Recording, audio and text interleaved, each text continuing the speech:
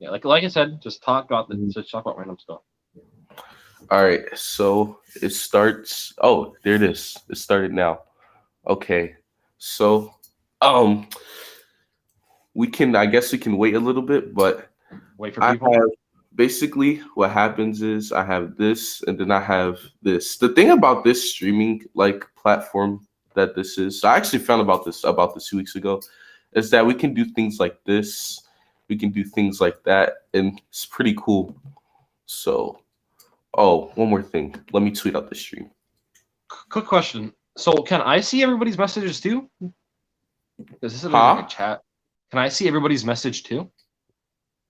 You should let me type a message. Let me type a message. Let me see. All right, can you see that? I can. Oh, that's awesome. Yeah, Oh, that's good. awesome. All right, hold up. I have to share this out. God, I might lag for 1 second because I'm switching apps. That is awesome. All right. Nobody's up, bro. Everyone went to sleep like at 2 a.m. last night, dog. Everyone went to bed. This is why people need sleep schedules for Like Friday. me, yes, sir.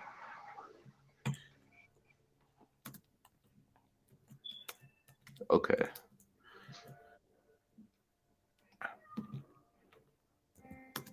Oh my God, I can't type. Okay, there we go. Dang, my hair is like Elvis Presley right now. What the hell? Your hair's what? It's like all over the place right now. You It need to looks like this cut because it. of the headset. You should just cut it. Just get it off. Nah, I don't know, bro. I like the long hair look. I'll cut it, but I'm not gonna cut it that much. What's Oh, up, Mike Nixon? Bro, Mike this Nixon man been said that's clowning me for days, bro. That's so mean. You Steven know what? Adams. That's tough. What's up, David? Bro, I'm gonna debate you next time, Mike Nixon. You hear that? Um, Steven Adams. Hey, yo, Steven Adams is a sexy man, so I will take that as a compliment, Mr. Iverson. wow, Iverson. I think you might want to stay around because your sons are gonna be talked about a little bit. Oh, yes, So, sir. The worse than the Jazz Suns. I mean, what? nah, dog. What's up, David? I'm coming to defense of the Phoenix Suns today. Oh, please. It is I my don't know, job. bro. They're looking good, especially after the Nuggets win last night. The Nuggets lost last night. Yeah. Yeah. I think the one and the two seed, no matter who it is, I feel like that seed, those seeds right there, is kind of like locked down. Like it's kind of not like guaranteed, but like we know the Suns and the Jazz are going to finish the top two seeds. But I only debate football corrupt. Wow.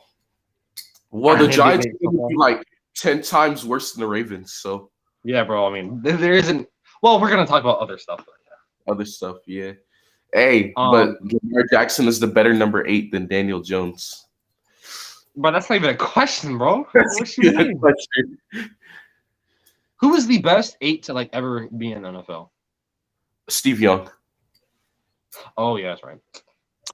How about that 23-point blowout win for the Suns last night against the Dirty Knicks? That was a big win.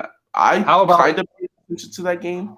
the Donovan Mitchell less Jazz beating third seed Nuggets team with the MVP without their best player? I don't Hey, know. I don't hey, know. hey, hold on. The What's up? Nuggets was with the best playoff player.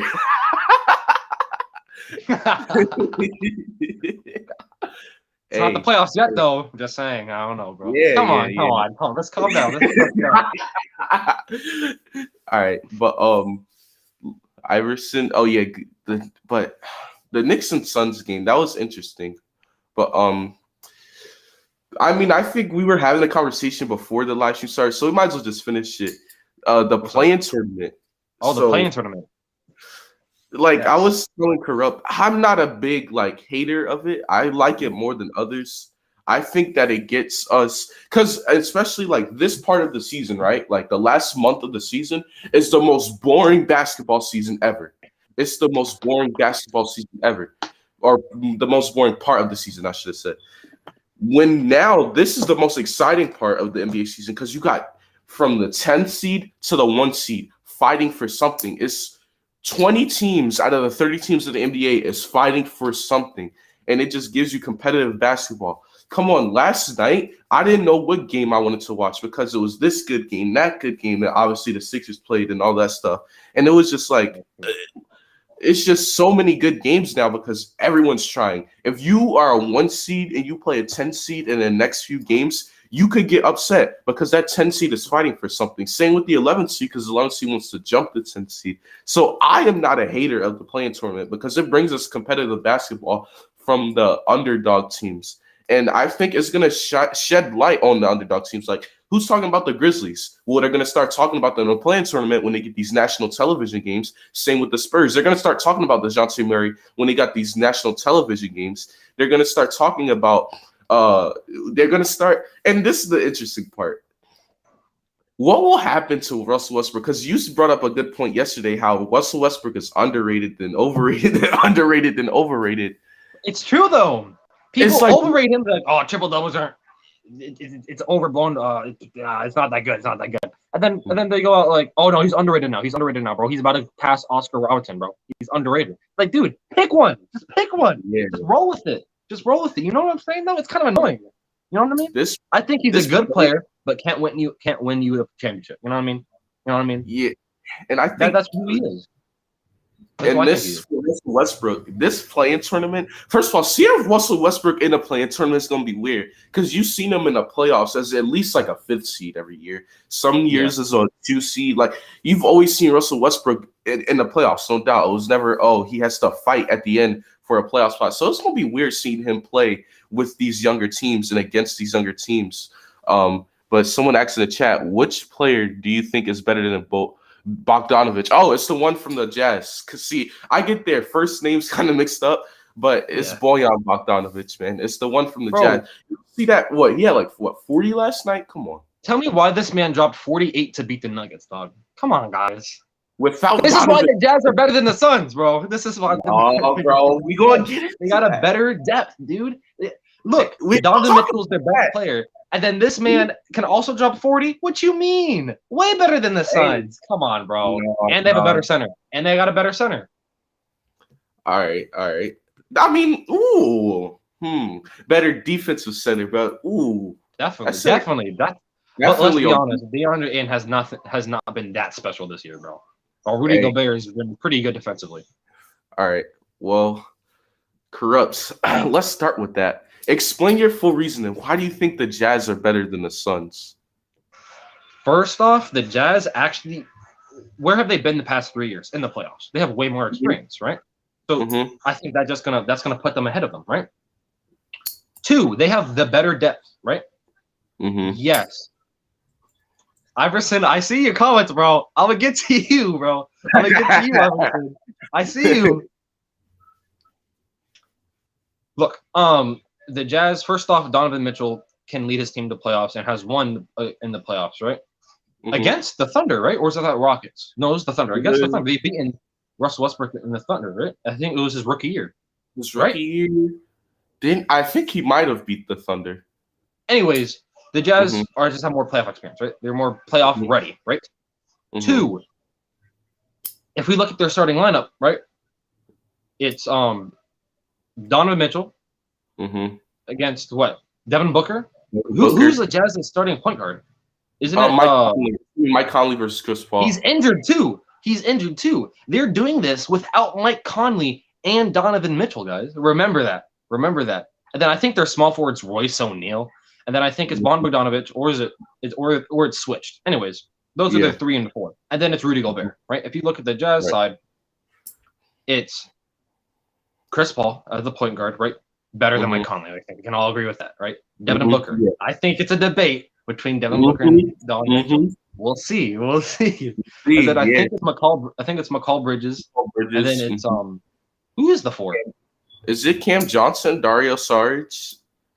It's one of those 2 guys, right? One of those 2 guys. And then it's DeAndre Ayton. If you look at the starters, right? Us not knowing who the 4 is, I think you know who I'm gonna choose. It's the Jazz. You know what I mean?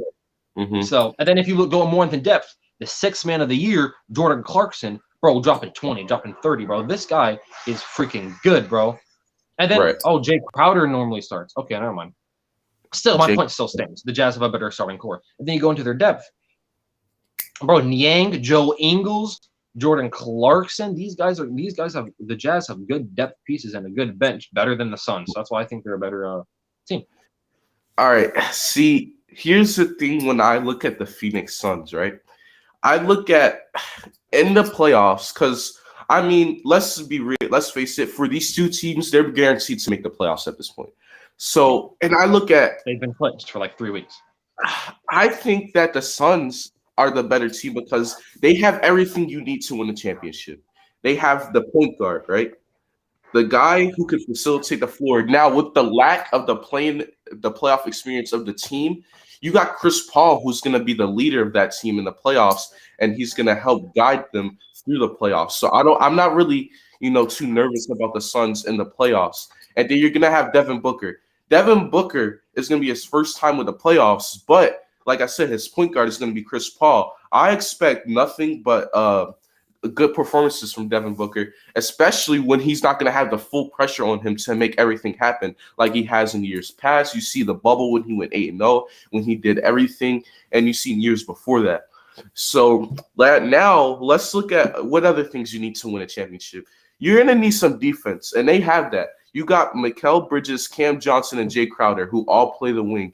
That's our 3 valuable championship 3-and-D guys who can shoot the ball from the wing, who can defend the perimeter at a very high level. So you got guys like Bogdanovic, you got guys like Donovan Mitchell. They're going to be defended by top-of-the-league wing defenders, and Jay Crowder is going to be on guys like Bogdanovic, Royce O'Neal, Joe Ingles. And then you're going to have a guy like Mikal Bridges who's going to be defending Donovan Mitchell. Will he do well? Maybe, maybe not, because we know Donovan Mitchell can have some great playoff performances. But they have that, right? They have the defense. They have the point guard. And look, as DeAndre Ayton may not be better than Rudy Gobert yet, I think that DeAndre Ayton doesn't have to be better than Rudy Gobert if they were to play in a series, because when you look at it, the Suns already have the better point guard. You can debate the better shooting guard. All DeAndre Ayton has to do is play defense, get rebounds, and when the Suns miss shots, get offensive rebounds and put it back in. He doesn't need to be a 25-point-per-game scorer yet. He doesn't need to be a 20, 30, and 10 like Joel Embiid. He doesn't need to have a 30-point triple-double like Jokic.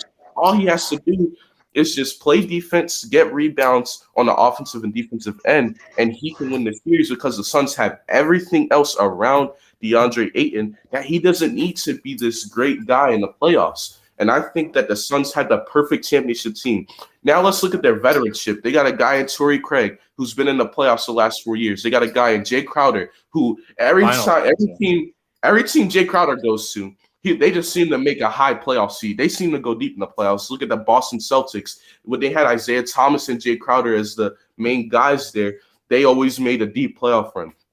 You look at the Miami Heat last year. They made it to the championship with a guy like Jay Crowder and even pulled off 2 games. So this guy in Jay Crowder has the veteran experience to help this Suns team. And then Chris Paul, I mean, he's been in the league for a minute now. He's seen it all. He's seen some great playoff performances, bad playoff performances. He's been the leader of each team. He's been the second best player of playoff teams. He's done it all when it comes to playoff experience. So I think when it comes to experience, maybe the Jazz as a group playing together has the playoff experience. But when you look at the Suns have these veteran leaders who have made it to championships, have made it to deep in the playoffs, and they have been playing for a minute. I think that the Suns have the perfect championship team this season. I think this is their best chance to win it, with the Lakers being questionable and the Nuggets being injured. I think the Suns have the perfect championship team, in my opinion. And I think that's why they're better than the Jazz, at least this season. So, going to that, I understand that they have the right pieces, right? They have the veteranship. They have the young stars. They also got the veteran star in the Chris Paul. Mm-hmm. But here's my thing, right? Mm-hmm. First off, you mentioned defense, right? Let's not forget that the Jazz's coach is all about the defense. You know what I mean? He very defensive-minded coach. Another thing, I saw what you said, Mike Nixon.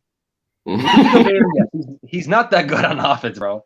He's not that good on offense, but he's not non-existent on offense. He still averages 14 points a game. Yes, that was. I just looked that up. Anyways, and that does come from Donovan Mitchell, and that does come from Mike Conley and these guys, right?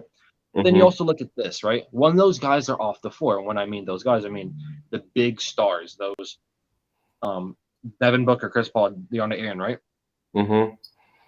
Who are they going to have to score that much on them? You know what I mean? Mm-hmm. McCall Bridges, yeah, he if he rolls with the second unit, because sometimes I know they do that. Mm-hmm. He can score, but like let's be honest, if you look at the depth for the Jazz, it's just a bunch of scores, bro, a bunch of scores, and they're going to score on you. Jordan Clarkson, bro, I feel like he's going to go off in the playoffs, dude. Okay. Especially if he doesn't need to worry about being the main guy. You know what I mean? Coming off Mm-hmm. the second unit, bro. Who's going to? Yes, I understand that. Good defenders on that Jazz team. I mean, on the Suns team. But first off, I think the Jazz are just have a better chemistry because they've been working on this for years. You know what I mean? Bojan Bogdanovic is going to be actually playing in the playoffs last year when Mm-hmm. Donovan Mitchell was dropping 50 against the Nuggets team who did beat the Clippers also, right? Mm-hmm. You're telling me that this second unit is not going to go off against the Suns second unit against the Suns bench? Because let's be honest, who has the better bench? MG, tell me the truth, bro. All right. So obviously, scoring wise, the Jazz do have a better bench, but defense of the Suns on the bench is nothing to play with, man. You got a guy in Dario Saric who has transformed his game from an average stretch power forward with the Sixers and Timberwolves to now he can play a defensive center position in the second unit. You got a guy who I think Dario Saric, I think that him and Derek Favors, I think Dario Saric wins that matchup off the bench. And then you're going to have Jordan Clarkson coming off the bench scoring, but you're going to have Cam Johnson there locking him up with one of the longest wingspans I've seen at his position. Yes. Cam Yes. Johnson. You haven't Cam seen Johnson's gonna lock up Jordan Clarkson, who's been dropping you 20 need a to night, watch some dog. Cam Johnson You defense, serious? dog. No, You that's have cap. NG, that's Cam cap. You know Johnson, that. dog. You That is have what? cap. Cam Johnson has a longer wingspan, a bigger body. Cam Johnson is one of the best defenders in the NBA. Bro, Jordan Clarkson is the definite sixth man of the year, bro. He's dropping 20 a night, man. At Nah, least. bro, Cam What do Johnson you is more mean? than 20-point Bro, you're scorers. telling me that Cam Johnson's gonna lock up this bad man, Jordan Clarkson, dog. I believe that Jordan Clarkson is going to average under 20 points per game. I can tell you that when he's defended by Cam Johnson. I think he's going to average. I swear to God, if he averages 19, you're like, are you up? If he averages 19.9, that counts. Hey, No, that's not counting, bro. That's not counting. oh, Iverson brings a good point. Cameron Payne has fixed his career. Yeah, but what I'm saying though, overall, right? Who would you so you're telling me you'd rather take Cameron Johnson over Jordan Clarkson on your team? I mean, you're saying I'm just because you said that Jordan Carson's going to come in and score. I'm like, wait, with Cam Johnson on him, I'm just saying, bro. I'm just saying, man. I don't know. It just seems like Jordan Clarkson can go get in those slumps where he's not amazing, right? But then that's why they got Bojan Bogdanovic, who, dude, any night, bro, it seems like any night he can drop 30, bro. Remember, if Donovan Mitchell does anything similar to what he did last year, and with Bojan Bogdanovic, you really think the Suns can do that? Let's not forget, this man Chris Paul, bro. This man Chris Paul in the playoffs has never gotten it done, right? Never gotten it done. What makes you think? What makes you think this year? Because let's be honest, this Suns team is not better than the Rockets team in 18, or was it 17? You know what I mean? And I don't know. I feel like their time is dwindling. You know what I mean? All these guys you mentioned are older. You got the Jazz team, right, who has some veteranship, like Joe Ingles, but who also has a bunch of these young stars like Donovan Mitchell, bro. And Devin Booker, yeah, he's young too. But personally, and I know this is gonna Iverson's about to go off on me, but personally, I think Donovan Mitchell's better than Devin Booker. Iverson's about to go off on you, dog. Hey, my man about to go off. So I think, if you look at it, better bench goes to the Jazz and the better starting lineup personally goes to the Jazz. Also, don't forget Rudy Gobert. Yes, he's not amazing on offense. We can all agree that Ayton's pretty good on offense. But let's be honest, what has Ayton? Ayton's been pretty inconsistent this year, right? Iverson's even going off about him. He's been going off about him every single time he plays, bro. It seems like every stream where I'm watching with Iverson in it, he's like, "Oh, Ayton sucks. He sucks. Oh, get a better big bit, bro." Am I right, MG? You know what I mean? Rudy Gobert, you can say this at once. He's consistent on the defensive side of the ball, unless in the paint. He's consistent on the defensive side of the ball, right? Because my man Jason Tatum put that move on Gobert the other day. But Jason Tatum does that to everybody. So low-key, Rudy Gobert does get exposed, but this is actually Rudy Gobert's like his one of his top tier seasons. You know what I mean? Like yeah, it's similar to what scoring the ball. Yeah. Like before Ben Simmons started becoming a bad freaking man and clamping everybody up, he was winning Defensive Player of the Year. You know what I mean? I just like to say before I get to your point, Corrupt, B. Christensen is calling me. I hope that he knows that I'm live right now. Luckily, my phone's on silent though. L's in the chat for B. Christensen. Well, tell him to get in here and watch this debate, bro. What is he doing? Should I even put him on the phone in here? Hold on. Nah. We don't want to hear that, bro. We don't even need B. Christensen. I'm not even gonna do that. Iverson, bro, you're telling me that the Jazz are worse than the Warriors, dog. Get out of here. That's biased. You're biased, bro. Get out of here. You mean the inconsistent Warriors with only Steph, with everybody else dropping 2 points a game? Please. And everybody's also like, is Wiseman even playing anymore? Isn't he out for the season? I think he's out for the season. Yeah. Who's their center? Who's gonna be who? Rudy Gobert is not a good offensive player. But who's gonna stop Rudy Gobert because he's literally taller than everybody else, dog? Let's be honest. All this man Donovan Mitchell has to do is want to pick and roll and throw it to Rudy Gobert, bro. That's all my man Draymond Green. He about to put his 6'6", 6'7" body on. Iverson, if the Warriors somehow bounces Utah, bro, I will run through a grocery store naked, dog. That's what I will do, bro. Oh, God, bro. God, dog. You going to get exposed, dog. You going to expose yourself. Nick says the Suns are going to get knocked out of the first round anyways. The Lakers in 6. That is right. If the Lakers stay at 7, bro, you really think – what's that going to happen, Iverson? You really think that the Suns can hold up against LeBron and AD? Huh, Iverson? Yeah. Let's see you argue that. Let's see you argue that, Iverson. So, wait. What if the Jazz have to go against LeBron and AD? What happens then? I mean, let's be real. Anyone that goes and gets a healthy LeBron and AD is probably going to lose. No, I'm going to be completely honest with you. This year, with all these injuries, I don't think LeBron's going to go in there 100%. And let's be honest, AD, I don't even know if he's going to be playing every single game, every series. Let's be honest. I think if the Suns or the Jazz do go against the Lakers, I'm taking the Suns or the Jazz against the Lakers this year. Yeah, I'm going to pick the favorite in that series, definitely. Even if everybody is playing, I don't think LeBron and AD are 100%, right? Right. And let's be honest. Let's be quite honest, dude. I'm going back to the to be quite honest quote. Anyways, let's be honest. Last year, it was way easier than this year, bro. Way easier for the Lakers, especially since they're a lower seed than the Jazz and the Suns. And I think with the Lakers too. I mean, I guess we can start talking about the Lakers since we're on them now. I think with the Lakers, man.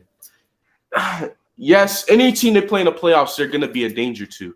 But I said this. I think told Isaiah this himself. If LeBron is healthy 100%, you guys can make the finals. If LeBron and AD are 100% healthy, the Lakers can make the finals.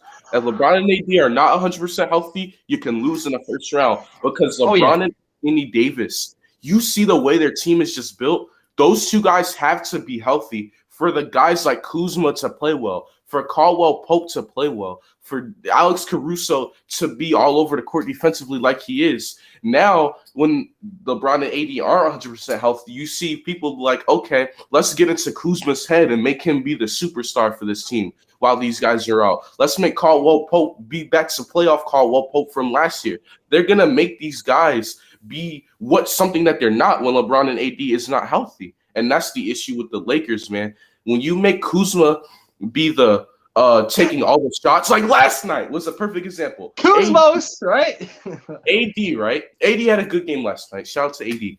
AD, obviously, on the last possession, the guy who just dropped 36 on you, you're gonna be like, all right, we need to make the game plan. Anthony Davis back to the team when he's the number one option. Everybody else sucks. It's like the Pelicans, right? Please. You saying AD is not a number one option? True number one option? No, he's a number one option, but I'm just saying he's not going to win in the playoffs. Ooh. Not with the number two guy, or with another guy right there. You don't think AD can win a championship as the number one himself? Option? No. Well, like I'm saying, like, what if his number two option's like a Bradley Beal? Bro, if Bradley Beal would be the number one option, let's be honest, because he scores 31 points a game. I mean, he'll be the number one scoring option, definitely. Mm-hmm. Let's be honest. Anthony Davis is so good, right? When he is the second, he's the best not number one option ever, dog. You know what I mean? So you're saying he's the best? Anthony Davis is good as the number one option. Don't get me wrong about that. But I just think, bro, Iverson is talking so much smack, bro. Oh my gosh. I want to play the Spurs so that we can send Popovich to retirement. Corrupt. Let me ask you this. Iverson, bro. I cannot wait for the day when the Spurs are better than the Suns again, bro. What's up, MG? You think Popovich should retire if you guys lose this year in the play-in or playoffs? No. You think he shouldn't retire? I think Popovich is gonna play one more season to get the because he's like a couple games away from passing the all-time win record for coaches. Yeah. I think he's like 20 games away, 20 wins away. Mm-hmm. So I think he's playing one more season, maybe two more seasons. Let's be honest, Popovich is stubborn, right? So I don't really care. All right. Well, what's up? Would be way worse without Popovich. But going back to the thing with the Lakers and Anthony Davis, bro. It seems like every night Anthony Davis has something, bro. He had back spasms. Wow, back spasms. He has an ankle injury. I don't know, bro. I don't trust Anthony Davis, right? And it's such a difference. When Anthony Davis is on the Lakers, they're an above average team. Take Anthony Davis off the Lakers, right? This is net rating, by the way. I'm talking about on and off court net rating.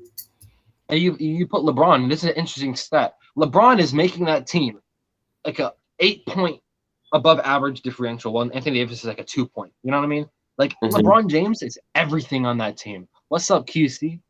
You should have been here a couple minutes ago when I was talking smack. Yeah, he was talking smack on your Suns, QC. I had to come to the defense of my boy Cam Johnson, dog. He was talking slack on my boy Cam Johnson, bro. I can't let that happen. Cam Johnson, bro. Bro, my name's Cam Johnson. They gonna take that disrespect, dog. He gonna lock up your boy Jordan Clarkson, man. Hey, but what's up? Jordan Clarkson is gonna drop 40 on Cam Johnson, dog. AD and Drummond. Western Conference Finals. If they're both in the Western Conference Finals, bro, I am betting on. You bet on the Jazz? Nah, dog. Nah, bro. I will, dude. If that happens, we'll have another one of these live shows, and I will bet money on it, dog. I'll bet money on it. Nah, I'm not betting money on it. I'm broke. I'm broke. I'm broke. I can't bet nothing. Corrupt taking L's, man. But look, please. To kind of end off the Suns topic, right? The last thing I'm gonna say is, when these teams play against each other, I feel like it's great. I feel like it's great for the game of basketball. And this is I'm kind of not making a debate at this point. I'm just kind of breaking down a matchup a little bit, right? When they play against each other, it's so good. I mean, it was a game, right, where Booker hit nothing from three, but he had 34 points just straight off of mid-range shots, right? Devin Booker could do that. He's one of the most lethal mid-range shooters when he gets to his spots. But Donovan Mitchell had like almost 50, but the Suns won the game. That's how great this team is, man. These two teams are. And I think the matchup, man, they match up so well against each other. I feel like I said, everything that you can say good about the Suns, you can counteract with a good Jazz point and vice versa, right? But yeah, it's like right there. Right there. I just think, man, what puts the Suns over the edge for me is that they have a championship quality team. They have that championship quality team, man. They have everything you need to win the title. Do the Jazz kind of have that? Yes. But man, Chris Paul, man, when you talking about it's a game 7, right? Between these two teams, 2 minutes left in the fourth. It's a close game, whatever you want the score to be, hypothetical, like 98-95.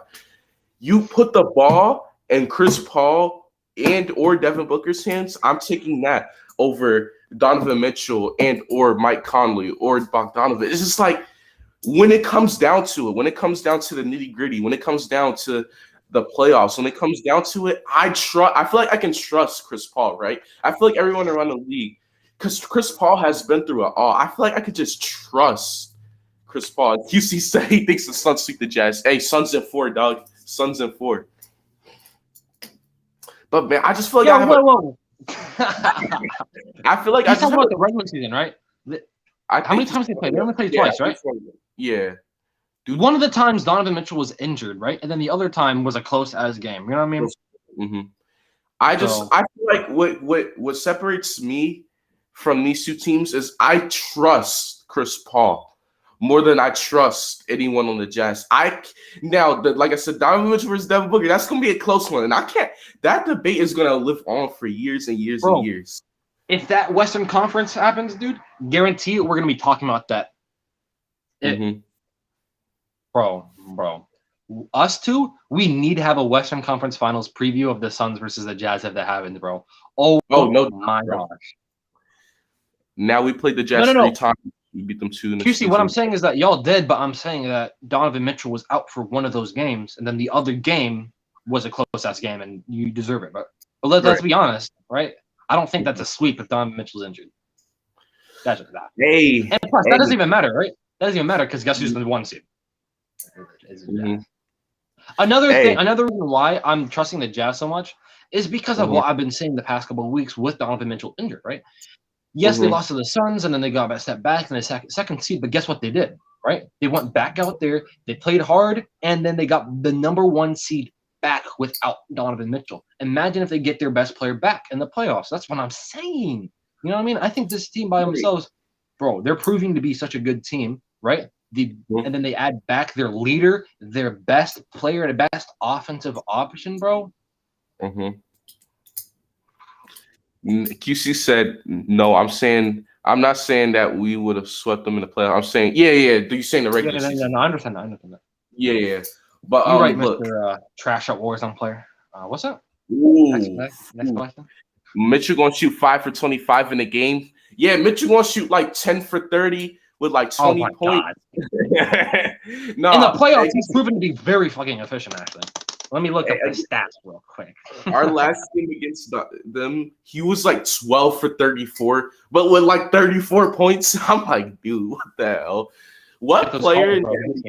And this is not even me like hating on Donovan Mitchell, but who goes 12 for 34 with 34 points in a game? How does that work?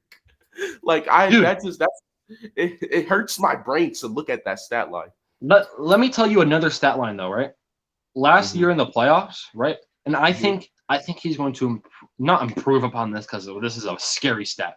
But last year in the playoffs against the Nuggets, he had a 53 field goal percentage with 36 points average per game. Yeah. If he can replicate even a little bit of that, bro, 90% of that, bro, with this team healthy and with his team better than last year. Iverson did it, y'all. He did Kobe it. 2.0. Who's Kobe 2.0? You call like Devin Booker? Kobe 2.0. Or Wade 2.0. He did it, y'all. No. I mean, no. You're not putting Devin Booker near Kobe, bro. That is when it comes to the way that they shoot the ball in the mid range, Devin Booker has a Kobe-esque jump shot, but that's pretty much it. Bro, get out of here, dude. I just think no. I'm not saying that Devin Booker is anywhere near the level of greatness of Kobe. I'm not saying he ever will be. I'm just saying the way they shoot the ball, their jump shot form in the mid range is kind of similar. And then Wade 2.0, and then everybody obviously knows how Donovan Mitchell. Wade 2.0 is actually very close. It's actually a very good comparison. A very good fucking comparison, actually. Hey, look, dog. Would I trust a guy with a Kobe-esque jump shot and a Kobe-esque handles, or would I trust a guy with a Dwayne Wade playing style? Hold on. First off, let's get this thing straight. Donovan Mitchell's way closer to Wade than Devin Booker is closer to Kobe. Let's get that first. Let's get that out the way.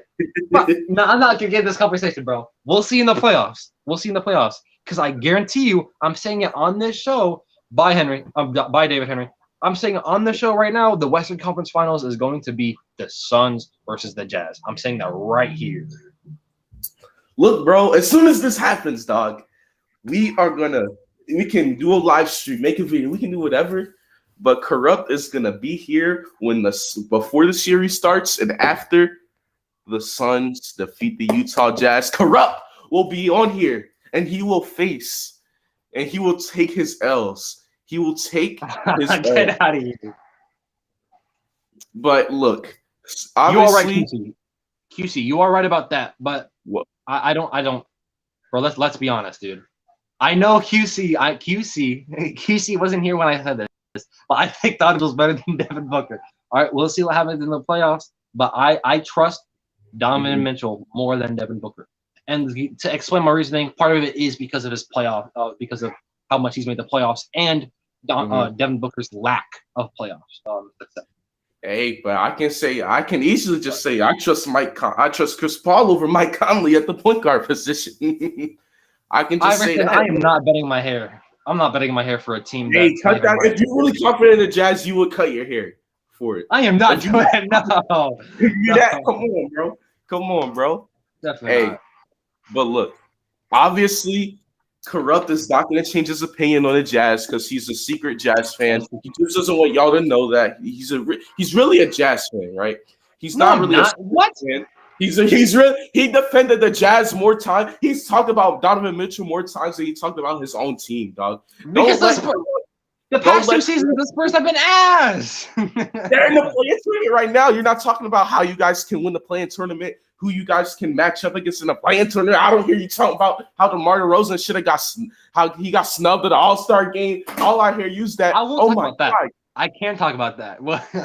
You ain't talking about DeMar DeRozan. I am a strict Donovan Mitchell fan. If Donovan Mitchell goes to the Minnesota Timberwolves, I am going to be defending that team, bro. I am a Donovan Mitchell fan. I am not a Jazz fan. In fact, I actually do not. Dislike Rudy Gobert. Right? Mm-hmm. If you ever find Rob in the streets somewhere out in a stream or somewhere, Rob the Gamer, the mod, me and him has had a 2-year debate about who's more valuable to the Jazz, the Rudy Gobert or Donovan Mitchell. We've had that debate, right? I love Jordan Clarkson. I love Donovan Mitchell. That's basically it. You know what I mean? I'm not a huge Utah Jazz fan. He's a Jazz fan, y'all. Don't let him bullshit y'all, man. This is a Jazz fan, bro. The only reason why I kind of like the Jazz is because of Donovan Mitchell, bro. I saw his rookie season, bro. I saw the highlight of him doing the dunk, dog, bro. It's Donovan Mitchell, bro, all day. It was no Jazz. Bro. Imagine the team being Utah Jazz, bro. The Jazz, if the Jazz somehow beat the Suns, watch how he start cheering for the Jazz in the finals all of a sudden. I'm going to be cheering for the Jazz regardless. Wow. What if it's Josh versus Spurs? From day one, Jazz, if the Spurs don't make the playoffs, you almost caught me. If the Spurs don't make the playoffs, they won't. They won't make the playoffs. If the Spurs don't make the playoffs, I'll be rooting for the Jazz all the way. What if the Spurs make the I want a Jazz versus 76ers. Oh my gosh. I want a Jazz versus 76ers finals, bro. I want to talk a little bit about the Eastern Conference. See, look. Eastern Conference talk. Let's get into that. The Bucks, man. They came off of a big win streak, and they're still on a win streak. 5 games. 2 of those games were against Corrupt's light in the ceiling. Two of those games were against the Brooklyn Nets. Will the Bucks beat a healthy Nets in the playoffs to make? Because the way the seeding lines up right now, the Sixers are 1, the Bucks are 2, and the Nets are 3. Right? Most likely, the Sixers staying at 1, which the Sixers will have to go on like a complete losing streak to lose that. The Nets or the Bucks are going to be at the 2 and 3, so they can meet in the second round. Do you think the Bucks can beat the Nets in the second round? They can. Okay. All right. Here's why. First off, the Nets. Kyrie Irving, I don't know if he's going to be talking about the earth is flat or he's going to be just literally going to a birthday party, what he's doing, or he's injured. I don't know what Kyrie Irving is doing. Right? Two, James Harden. I don't know what this Nets team, it all comes down to if they're healthy, right? If they're healthy and if everybody's going to be actually freaking like playing. You know what I mean? Because, bro, there's some nights where James Harden's out. Kyrie's out. Everybody's out. KD's only the one playing, all that kind of stuff. And then defense, right? Mm-hmm. That's another big problem, right? Yes. The Bucks. Now, the Bucks, they have amazing defense, and their offense could use some work. But let's be honest, Drew Holiday, Giannis, Bryn Forbes, a very good asset for three-point shooting. I hated on him last year, for being a Spur, but Bryn Forbes, proved me wrong. And then, of course, Chris Middleton. This team is this is the best team Giannis has ever had in his entire career, right? And also Brook Lopez, a pretty good defensive player. This team can beat the Nets. Now, will they? I have no idea. I don't know. It's such a hard thing to discuss because let's be honest, if the Nets are fully healthy, if the Nets are going off, the Nets are going to win this series, right? But I just don't know if they're going to be healthy, right? And let's be honest, KD, he's lingering from injury for the past season, right? But he hasn't looked like KD in the last couple of games, right? And honestly, I don't think that's gonna happen for long. I think when playoffs start, I think KD's gonna be fucking KD. Let's not forget this, guys. There was a similar team back in the couple of years ago in the West that had a three-star lineup. The Thunder. Guess what happened to them? They never won a championship. I don't know. It just seems like if KD's not on a team with previous final success, Warriors. I don't know if I can trust that team to win the playoffs. You know what I mean? I don't know.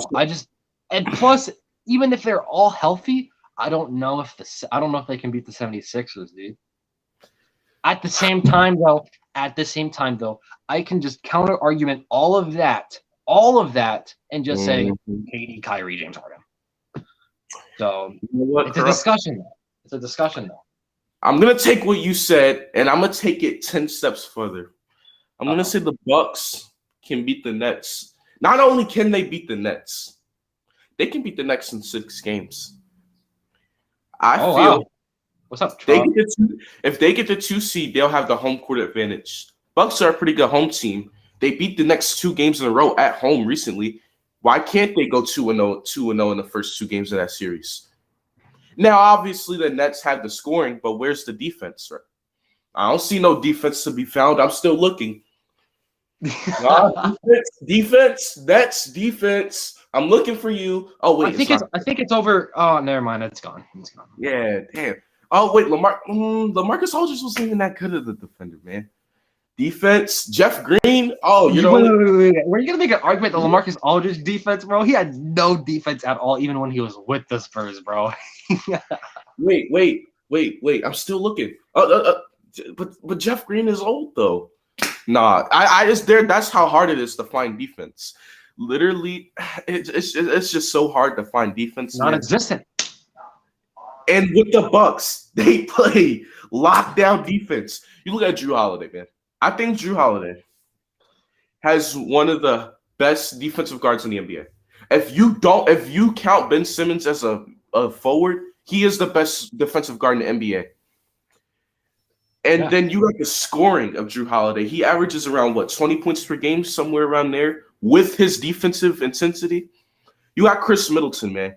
Chris Middleton should be the number 3 option. And if he is, come on, Chris Middleton averaging 20 points per game as the number 3 option. That's all you need. And I think, I really think the Bucks can beat the Nets in 6 because guess what? The Nets are not going to, as much as you can say the Bucks aren't going to be able to guard the Nets, at least they'll have some good defensive possessions. Where the Nets, I don't see them having any good defensive possessions against the Bucks. I think Giannis, what you've seen against in their regular season matchup is gonna happen in the playoffs. Giannis is just gonna play big boy with them. He's gonna post up. He's gonna shoot the mid range. And if you leave Giannis open for three now he's hitting his threes. How do you stop this man? And when you have no big defender on against Giannis, when you don't have a quote unquote team that can play a great zone, the Nets don't have a great defensive scheme. Look at their head coach. Look at their assistant coach, Steve Nash, offensive player, one of the greatest offensive players of all time. Don't get me wrong, but where was his defense throughout his career? And then Mike D'Antoni. Mike D'Antoni's their assistant coach. Do I have to say more about his defense? Twice the offense, half the defense, right?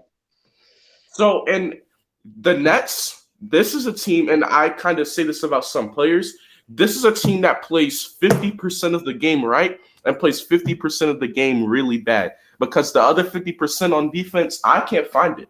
I can't find it. I can't find it. I'm going to say the Bucks are going to beat the Nets. And I'm kind of going now. I'm kind of, this is a unpopular opinion. Usually the mainstream NBA media fans, whatever you want to call them, everyone's saying Nets in 7. I'm going with the Bucks in 6. I just think the size is too much for them, man.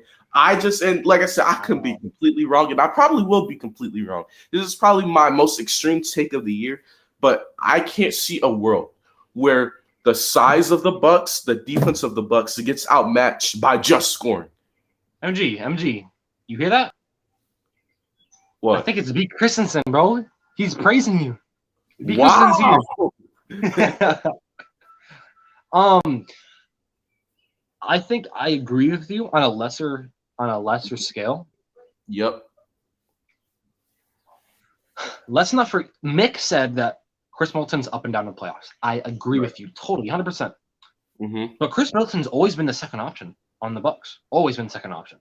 Mm-hmm. Now he's the third option with Drew Holiday. He doesn't have to. What is up, Josh, bro? What's up, bro? What's up, Josh? Hey, we talking Drew about Holiday. Let's be honest. Drew Holiday is so much better than Eric Bledsoe, bro. Let's be so honest. much better, dog. Yeah. But at the same time, though, 50%. The Nets do 50% of the game wrong, 50% of the game amazingly well. Right. But dude, that 50% amazingly well, bro. KD, Jesus Christ, wow. KD, James Harden, and Kyrie, bro.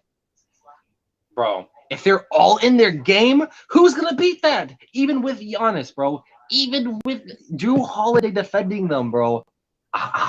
Dude, it's just here's it's the thing. KD, the best scorer in all the NBA. The thing is, too, you say they do half that 50% that they do amazingly well. Like amazingly well, bro. The thing is, they have no chemistry on that side of the floor. They've only played 7 games together. How is that? They've only played 7 games together this season. All 3 of them only played 7 games together? Together, yes. KD and Kyrie played like 17 games together in their life. They have no chemistry on the offensive side, right? I actually did not know that. The offense is their best chance to win any series, to win anything. It's the offense of the Brooklyn Nets. How is your offense your best chance when you have no chemistry on that side of the floor? When you look at the Bucks, they have chemistry on both sides of the floor. On defense, the Bucks are just here defensively. They communicate with each other. They switch well. They can play man-to-man. They can play zone defense. I don't see any of that from the Nets. And then when you take the Bucks' defensive ability and the non-chemistry of the Nets offense, why can't the Bucks get a couple stops in late game situations when there's no chemistry, right? So let me also say this about the Bucks, right? And honestly, MG, you're kind of changing my opinion. I think I might pick the Bucks if that happens, right? Yep. What's up, little H? But here's an interesting stat, right? Last year, I know this was last year, but let's be honest, Giannis is still a big defensive factor for that team, and is a big reason why that team was so good last year, defensively wise. There was a stat, right, that said Giannis on the court had historically the best statistical defense for the Bucks ever in NBA history. Off the court, they were just like a top 5 defensive in the NBA that season. That is the difference. That is the that's how good. That's what Giannis brings defensively. So Mhm. you could be right. And then Drew Holiday, and then let's be honest, bro, he's been in his bag these past couple weeks, Oh, bro. no doubt. Hmm. Oh my gosh, bro, Drew Holiday's been, bro, Drew Holiday's so good, dog. I'm underestimating Drew Holiday, and before Drew Holiday made the Bucks, he was one of my favorite players. I didn't realize how good Drew Holiday was until I sat down and watched Drew Holiday face this that one game, bro. And if Giannis start hitting those jump shots like the Bucks might be the 76ers if that starts happening, dog. I'm being All right. honest. So let me ask you a question. Do you see what I'm saying when I say that I think the Bucks might be favored against the Nets? I think the Nets will still be favored, but I think it is way closer than people think it is, like the media. You know what I mean? Right. So I think a lot of people, especially on Twitter, still think Giannis is he's a big guy who can dunk. That's all he is. No. I think people will. I think this year's playoffs will show that Giannis is way more than that. And honestly, dude, if the Bucks do beat the Nets, I'm gonna have to come back on this show and debate you on why the Bucks will beat the 76ers. Ooh, okay. Well, Just before I get to my next question, everyone, I got Corrupt to agree with me with the first time. Me and Corrupt actually don't disagree as often, but I got Corrupt to agree with me this one time. And I think it's obvious, right? The obvious issue with the Brooklyn Nets is big, and people are going to use that to their disadvantage. Now, next question. Iverson, bro. Are the Sixers, now what you've been seeing, we have a pretty good lead on the Eastern Conference. Are we the favorite in the Eastern Conference to make it out? Do you think so? Yes. Here's why. One, you got the best center in the league, by the way.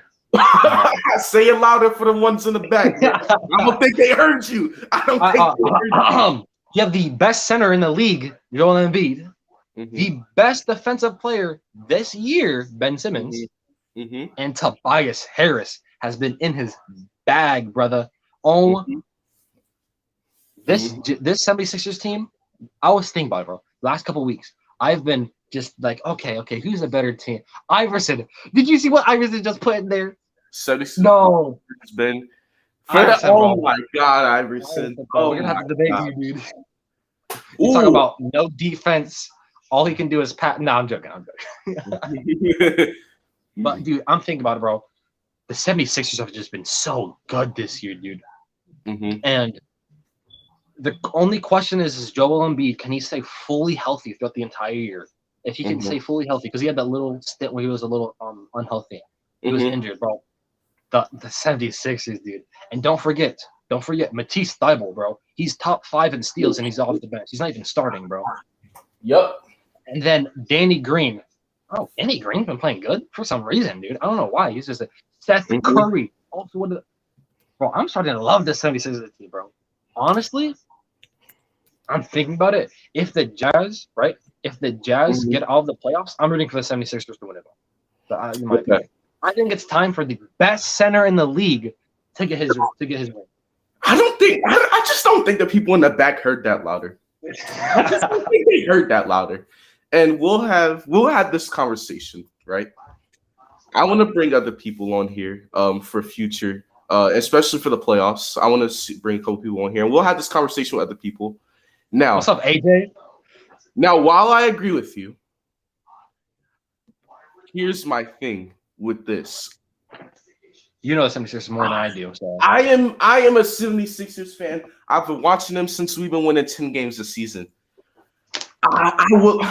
I would love to say that we're the clear favorites. I think we might be the slight favorite, but my issue is clear. No, not clear. Slight. My issue is with us. It's just like I would love to pick us as I would like to say we're the clear favorites and be that biased guy, but I just can't say that.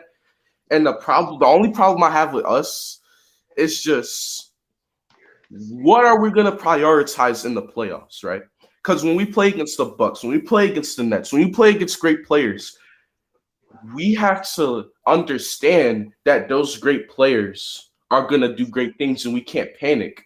So are we going to prioritize trying to outscore everyone? Are we going to prioritize trying to outshoot everyone? Or are we going to stick to what we've been doing all year, playing great defense, getting the best shot available, and getting Joel Embiid the damn ball, right? What are we going to prioritize? What are we going to do when great players do great things? And and I hate to say this because I love this guy and I appreciate what he's done for us this year, but my issue with the Sixers coming from the fan, if we're going to be the favorite, it might not be that good for us because every time Doc Rivers was the favorite, he lost. And the one time Doc Rivers wasn't the favorite, he won the championship against Kobe Bryant. That is my only issue with the Sixers is that when Doc Rivers is not the favorite, the one time that people weren't looking at Doc Rivers to do great coaching, he won the championship against one of the greatest players ever in Kobe Bryant. But now when he is the favorite, he had a little bit of playoff losses. He had the Clippers thing, the Clippers choke last year. He had the Lob City. They were supposed to go farther than what they did. So my question is, as a Sixers fan, where is Doc Rivers at? Has he learned from what those mistakes are? Or is something that he's gonna change? Or is he just gonna stick to his normal ways and just hopes it works this time again? Because obviously, what his coaching strategy in the playoffs, when for some reason every time he's the favorite, it doesn't work. And then, like I said, the one championship he got is when he wasn't the favorite. Let's also be honest, though. If you're looking at this, mm-hmm. you're talking about coaches, right? What has the Bucks coach done? All he's been doing has been letting down Giannis. Let's be quite honest with you. Mm-hmm. I think everybody can agree that if the Bucks had a better coach, they'd be better, right? They could have been the Raptors that year. I'm just saying, right? Mm-hmm. Mm-hmm. I don't know. Kawhi Leonard's on a roll. Never mind. But what I'm saying is that the Bucks could have used a better coach. And let's also be honest.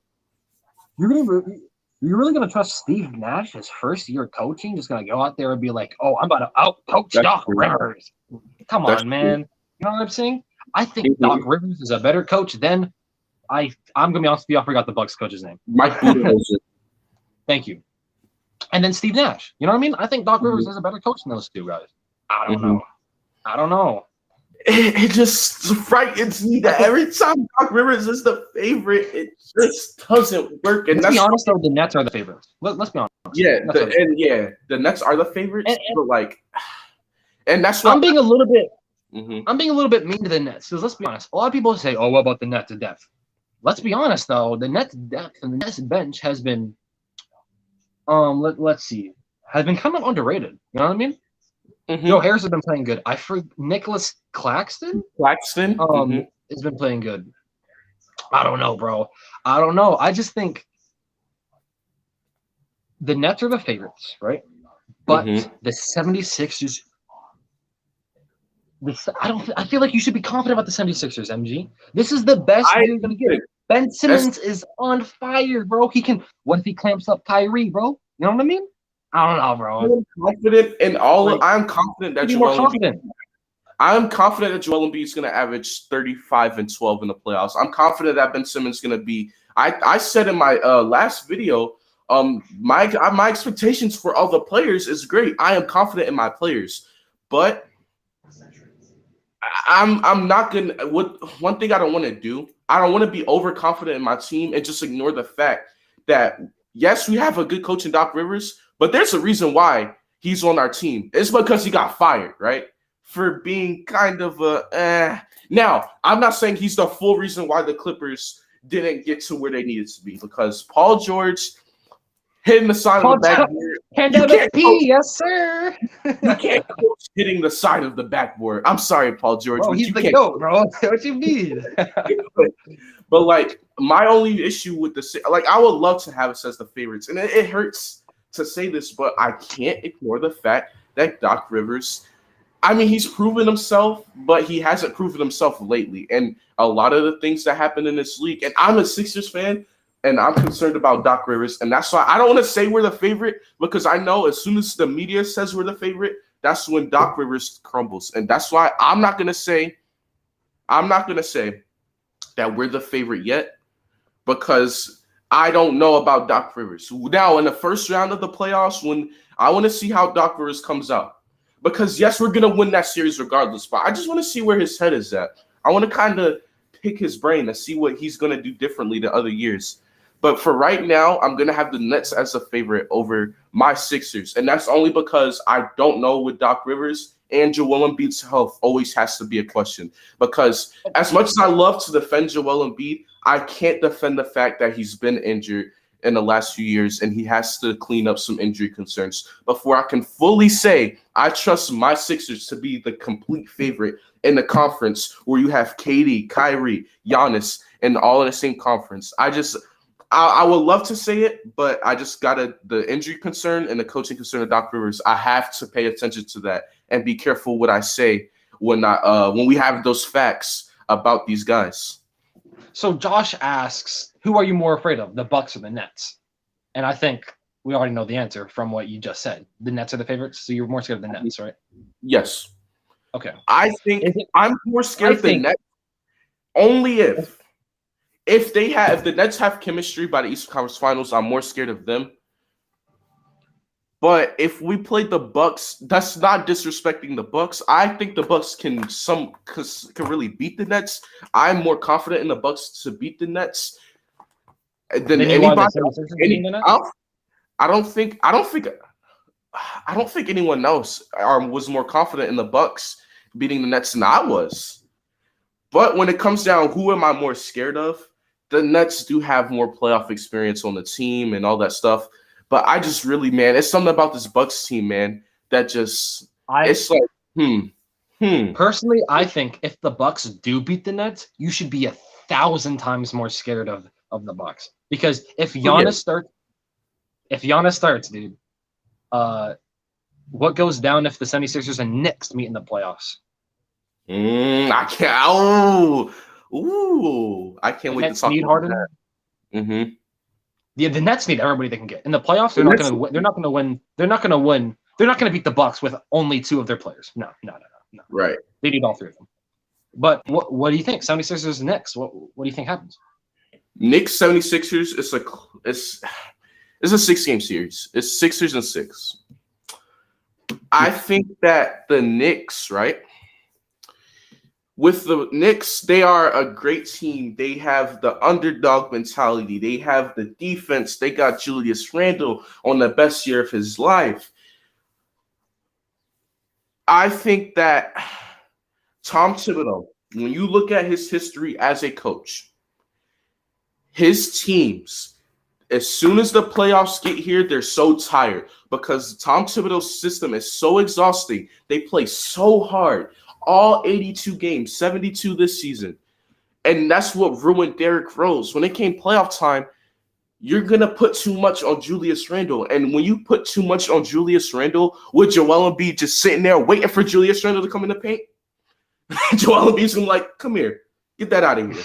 And Julius Randle's going to be like, wait, this wasn't happening all year. I've never been in the playoffs. Julius Randle, I think he's going to play okay in the playoffs, but I just think the moment will get to him. It'll be too much pressure on him. And that's what Tom Thibodeau kind of does to his star players. Josh, if he's still in the chat, he can say it's better than me. He had Derrick Rose. We know how that ended in Chicago. Josh knows this more than me, but from what I've seen, Tom Thibodeau tends to put too much pressure on his star players in the NBA playoffs. And I think that'll hurt Julius Randle because when you look at the Sixers, you're going to have Ben Simmons sometimes guarding him. You're going to have Embiid guarding him. You're going to have 2 high-level defenders that are going to be defending him well, that are going to have been in the playoffs before, right? So I think that the Sixers and 6, I will respect the Knicks and give them 2 games because they just play so tough, man. And you can never count. A team that plays this hard, you can't count them out. Although I agree with you that you can never count the Knicks, honestly, dude, I think it's such a big difference between the top 3 seeds in the East and then everybody else, honestly. Mm-hmm. I'm just looking like even the team, okay, let's go 3rd seed, right? It's the Nets, right? Bro, honestly, if the Knicks face any of those teams, I could see a sweep, bro. First off, those teams have way more playoff experience. Way more playoff experience. No doubt. Not the Nets, but the Nets have the players. You know what I mean? Yeah, I get what you said. Mm-hmm. And then the Knicks, this is the first year in the playoffs. RJ Barrett's first year in the playoffs. I don't know if Julius Randle's ever been in the playoffs before this year. But this is Ah, Julius Randle's first this year being first, the this is star first year as player. the number one option. Shit Yeah, like yeah, that. yeah. And let's be honest, I'll take anybody else's bench in the top 3 seeds then. Maybe I'm underrating the Knicks, but I don't know. I think overall as a team, those top 3 seeds are better than the Knicks, the Hawks. The Celtics. Heat might be sneaky good, but even then, dude, the Celtics are just Celtics are. I don't know what's wrong with the Celtics, bro. They low key might need to do a rebuild. Honestly, I don't know. Maybe, All right. but that's another discussion. All right. So it seems like That's what I'm saying, Josh. The lack of score. Besides Julius Randle and RJ Barrett and sometimes Derrick Rose, who do you have? You know what I mean? Oh, Emmanuel Quickley, the rookie. You know what I mean? Like, it's a good defensive team, but pretty much everybody else in the East is a better scoring team, right? Trae Young and the Hawks, better scoring team. Heat, Jimmy Butler, when he gets on a roll, please. All right, look. Jason Tatum and the Celtics. We both agree that the Knicks, right? That the Sixers are going to beat them, right? As a Sixers fan, thank you, Iverson. I give them the respect, but we're going to beat them. Here's my next question. I'm going to put this up right here. What's up? Knicks versus Celtics. Talk to me, Corrupt. Knicks versus Celtics. This is a series I want to see. I want to see this series so bad. I want this. Boston versus New York rivalry. I want this. Ask me a month ago, right? If you asked me this question a month ago, I'd be like, I'm taking the Knicks. The Celtics are too Celtics are too dysfunctional. Yada yada yada. Right. I watched that Spurs versus Celtics game, bro. Right, and just as of late, the Celtics have been playing pretty good. Bro, Jason Tatum. I think I'm gonna take the Celtics in 7. No. Hey, bro, look. Here's why. Jaylen Brown, bro. He's a very good two-way guard, dog. A guard? Wing? Anyways, he's a very good two-way player, bro. He's a very good defensive player, and he can drop 20 any night. Jason Tatum dropped 60, bro. I think that's his career high. Yep. Yes, I think that's his career high. Bro, dude.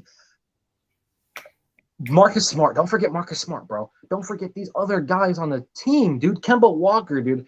I just think they have better players. You know what I mean? I just think the Celtics, at the core of it all, have better players and have been to the playoffs, have playoff experience over the Knicks. I understand the Knicks have a very good defensive team. And Julius Randle, that man's bad, bro. I think a most improved player of the year, Julius Randle. But, dude, I don't know if I can trust the Knicks. I don't know if I can trust the Knicks. I'll pick the Celtics in 7. I think it'll be one of the most entertaining series of all the playoffs. Unless the Jazz versus the Suns happens. Here's my thing. Here's my problem with the Boston Celtics. One thing they have an issue. Saying, Alex. They have an issue guarding the power forward and the center position. Julius Randle is going to eat them alive. He is going to eat them alive. He is going to rip their hearts out. Listen, once they lost Daniel Tice, I'm like, oh my God, what are you doing? You lost Daniel Tice. Tristan Thompson, let's face it, Tristan Thompson sucks now, dude. Tristan Thompson sucks. He won a championship with LeBron. What do you mean? No, I'm joking. He sucks. Sucks. Julius Randle is going to average 30 points at least in the series with his rebounding ability. And people got to remember, Julius Randle is one of the better passers at his position. So when you look at Julius Randle, he's going to be passing the ball to open guys like because I know my Sixers played the Celtics, right? And I know when as soon as a big man starts getting hot against the Celtics, they start double teaming them. So what happens is Julius Randle's going to have wide open shooters, Emmanuel Quickley, RJ Barrett, Reggie Bullock has been hitting his threes lately. That's a Knicks player that no one's talking about. He's been hitting his threes lately. I'm not saying he's going to be good in playoff, but I'm just saying he's a good shooter for them. You're going to have Quickley. You're just going to have all these guys, right? Julius Randle is going to most likely be double teamed because that's what the Celtics like to do when they can't guard big men. And Julius Randle, man, he is one of the most underrated passers in the league. People talk about, oh my God, Jokic is the best passer in the league. Chris Paul, Kyrie Irving. Why nobody talking about Julius Randle? He's one of the better passing power forwards in the game. And if he can create shots, he can pass the ball to RJ Barrett. RJ Barrett can do his thing. He can pass the ball to Quickly. Quickly can hit open shots. Reggie Bullock can hit open shots. These guys can hit open shots. And then when you look at the Celtics, right? The Celtics remind me of a team that are so talented, but it's so dysfunctional. Yeah, that's true. And with Marcus Smart, I love the guy. I don't love him because he's a rival, but I love the way that he plays the game. He brings that defensive grittiness, and he can also drop you 20 points per game. Kind of like a Drew Holiday, right? At the guard position. But the problem is Marcus Smart. Let's be honest. Marcus Smart is Marcus Smart. He has his moments where he's good offensively, but he's mostly a defensive-focused guard. When you look at Marcus Smart's good, bro, and that's what I'm saying, right? The Knicks have an amazing defense, right? They have a good defense, but don't sleep on Jaylen Brown and don't sleep on Marcus Smart because those are very good defenders. Also, I think. But my thing is, where does the ego, where does the dysfunction play in the series? Because the Knicks, the Knicks have nothing to lose. Knicks have nothing to lose, and that's the thing. The Celtics. They have so much to lose because how they've been playing this season. People are going to be looking at the Celtics like, all right, let's just forget what happened in the regular season. You're in the playoffs here. Now what can you do for us? And the eyes are going to be on Jason Tatum. Where does the dysfunction come into play? And also, when you're playing the New York Knicks, the defensive strategy of the Knicks is so frustrating, and it's easy to get in the Celtics' heads. It's easy to get in Marcus Smart's head. It's easy to get in Kemba Walker's head. It's easy to get in those guys' head. And when you got defensive intensity like the Knicks have, when you have the grittiness that the Knicks had, the Knicks going to talk trash to you. They're going to give you a little bump. They're going to give the Celtics problems mentally, right? And when you're mentally like there, we see with Kemba Walker this season. Oh, my God. If you ain't here, I don't know, buddy. I don't know about the playoffs, man. And I'm taking the Knicks in 7, man. See, I can see. I swear, my dogs start barking. Anyways, I can see the Celtics. I mean, the Celtics losing to the Knicks, but I think I just trust the Celtics just a little bit more, bro. I think it will be. I think it will be one of the most, if that happens, one of the most interesting series in the. I don't know if that can happen though, because I believe the Celtics are 7th right now, while the Knicks are 4th or 5th, right? Yeah. What happened is the Celtics will have to come up to the 5th seed, but I would love a Celtics and Knicks series, man. That'd be awesome. But if they don't play, who do you think makes it farther in the playoffs? Who do you think what? Makes it farther in the playoffs, assuming they don't play against each other.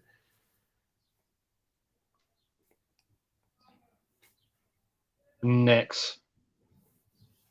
Well, you think the Knicks can get farther? I agree. Because I think they have a better chance to make it farther. Why? Because Celtics are a lower seed, right? The Celtics would be facing either the Nets, the Jazz. The Nets, the Bucks, or the Sixers. The Knicks would be facing either the Hawks, the Heat. The Hawks, the Heat. Yeah, right? They could drop to 6, but that's very interesting. I don't know. And Knicks versus Nets series would be amazing. But anyways. Yep. I think the playoffs picture is gonna be similar to what it is now. I think the Knicks. I personally think it'll be the Knicks versus Hawks, or Knicks versus Heat. Now, if it's Knicks versus Hawks, I'm taking the Knicks. I don't like Trae Young. I don't like Trae Young that much. He's low-key. No discussion. I don't like the Hawks that much. I like the Hawks. I like John Collins. I like Capella. I like that team, but I think the Knicks would win. Now, Knicks versus Heat. Oh my gosh, I don't know. Let's talk about it, man. Let's talk about this. Knicks versus Heat. Jimmy Butler, best player out of this series, right? Oh my gosh, the best player in that series, right? And Bam Adebayo, I'm taking the Heat. I'll take the Heat. Hell no to the no. I'm going to Knicks, baby. I'm going to New York Knicks. Who's the better coach? Who's the better coach? Who's the better coach? Spoelstra, right? In the Heat. Come on, bro. They went to the finals last year. You think that was a fluke? You think that's a fluke? Come on, bro. There had to be some truth to that, baby. There had to be some truth to that. I don't think it's a fluke as far as they're not good. I just think they will never be a finals team again. I don't think it's like a big fluke. It's not like it's a fluke like, oh, you won a championship and you missed the playoffs the next year. It's just a slight fall off from last year. They fell off a little bit. Yes, they had a lot of injuries in the beginning of the season. I'll give them that. But even when they've been healthy, I've seen them lose games to some questionable teams here and there. And when you look at the New York Knicks, man, and this is why I love this series, because you're going to get defense. You're going to get Oh my gosh, yes. Bam Adebayo, bro, he's gonna block Julius. Get out here. You get defense this series, bro. And look, Oh my God. I just think the playoffs, right? When you look at the playoffs, as much as it is about matchups, it's also about what team gets hot at the right time. I think the Knicks have that ability to get hot at the right time. Honestly, Bam Adebayo, one of the best defenders in the league. Julius Randle has put up numbers against some pretty good defenders this year. So I don't think Bam Adebayo necessarily would destroy Julius Randle. No. I'm not gonna say that, but I'm just saying if you see Bam Adebayo do a block like he did against Jason Tatum last year, no. I'm going. Another thing that you're forgetting though, and I think nobody's remembering this. Victor Oladipo is on the Heat. He ain't playing well though, bro. He playing like I know he's not playing that well, but that's still another guy for them, bro. And if Victor Oladipo starts getting his bag, bro, if he starts playing just a little bit like he was back when he was the Pacers, that's still a threat. And let's not forget, what if Tyler Hero starts to be like, oh, I'm only a playoff player and starts dropping 40 like he did last year? You know what I mean? And Kendrick Nunn, right? I've been watching this Heat team, as you can tell. I'm a Floridian, Florida gang. Anyways, I agree with you, Josh. I agree with you. The coaching, bro. I think the coaching for me is the biggest thing.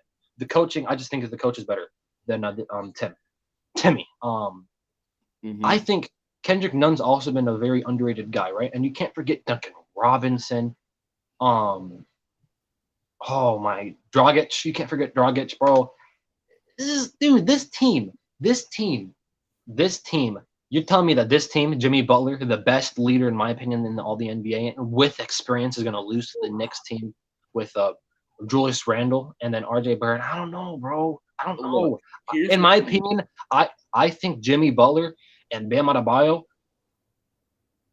This might be a debate, but I think I might take Bam over. Oh, no, you're not going to do that. No. See. Look. We going to get Bam Adebayo is the third defensive player of the year guy, dude. He's a top 3 defensive player this year. And he's averaging 19 a game. Damn near 20. He averages more points. Fun fact of the day. He averages more points than Drew Holiday does. Bro. No, that's my bad. No. That's actually my bad. He averages more points than John Morant. Averages more points than Chris Paul. Come on, bro. Bam Adebayo is good, bro. Trust me. All right, guys. We have a Bam Adebayo over Jimmy Butler here today, guys. No. Jimmy Butler's better than Bam Adebayo over Julius Randle. Oh, Julius Randle. I thought you said Bam Adebayo over Jimmy Butler. No. Jimmy Butler's no. I love Jimmy Butler, bro. He's a top 20 player in the NBA. No. Yeah. See, look. Actually, he averages more points than Jimmy Butler. I'm pretty sure. Let me check. Offense. All right, look. But stats is not everything. Yada yada. I'm just saying. The thing with the Heat, y'all are right. They have a good team that has experience, but the Heat haven't shown me nothing this year to be scared of. They had Tyler Hero. I ain't scared of him in the playoff series if I'm the Knicks. I'm not scared of Duncan Robinson anymore. People have figured out Tyler Hero and Duncan Robinson.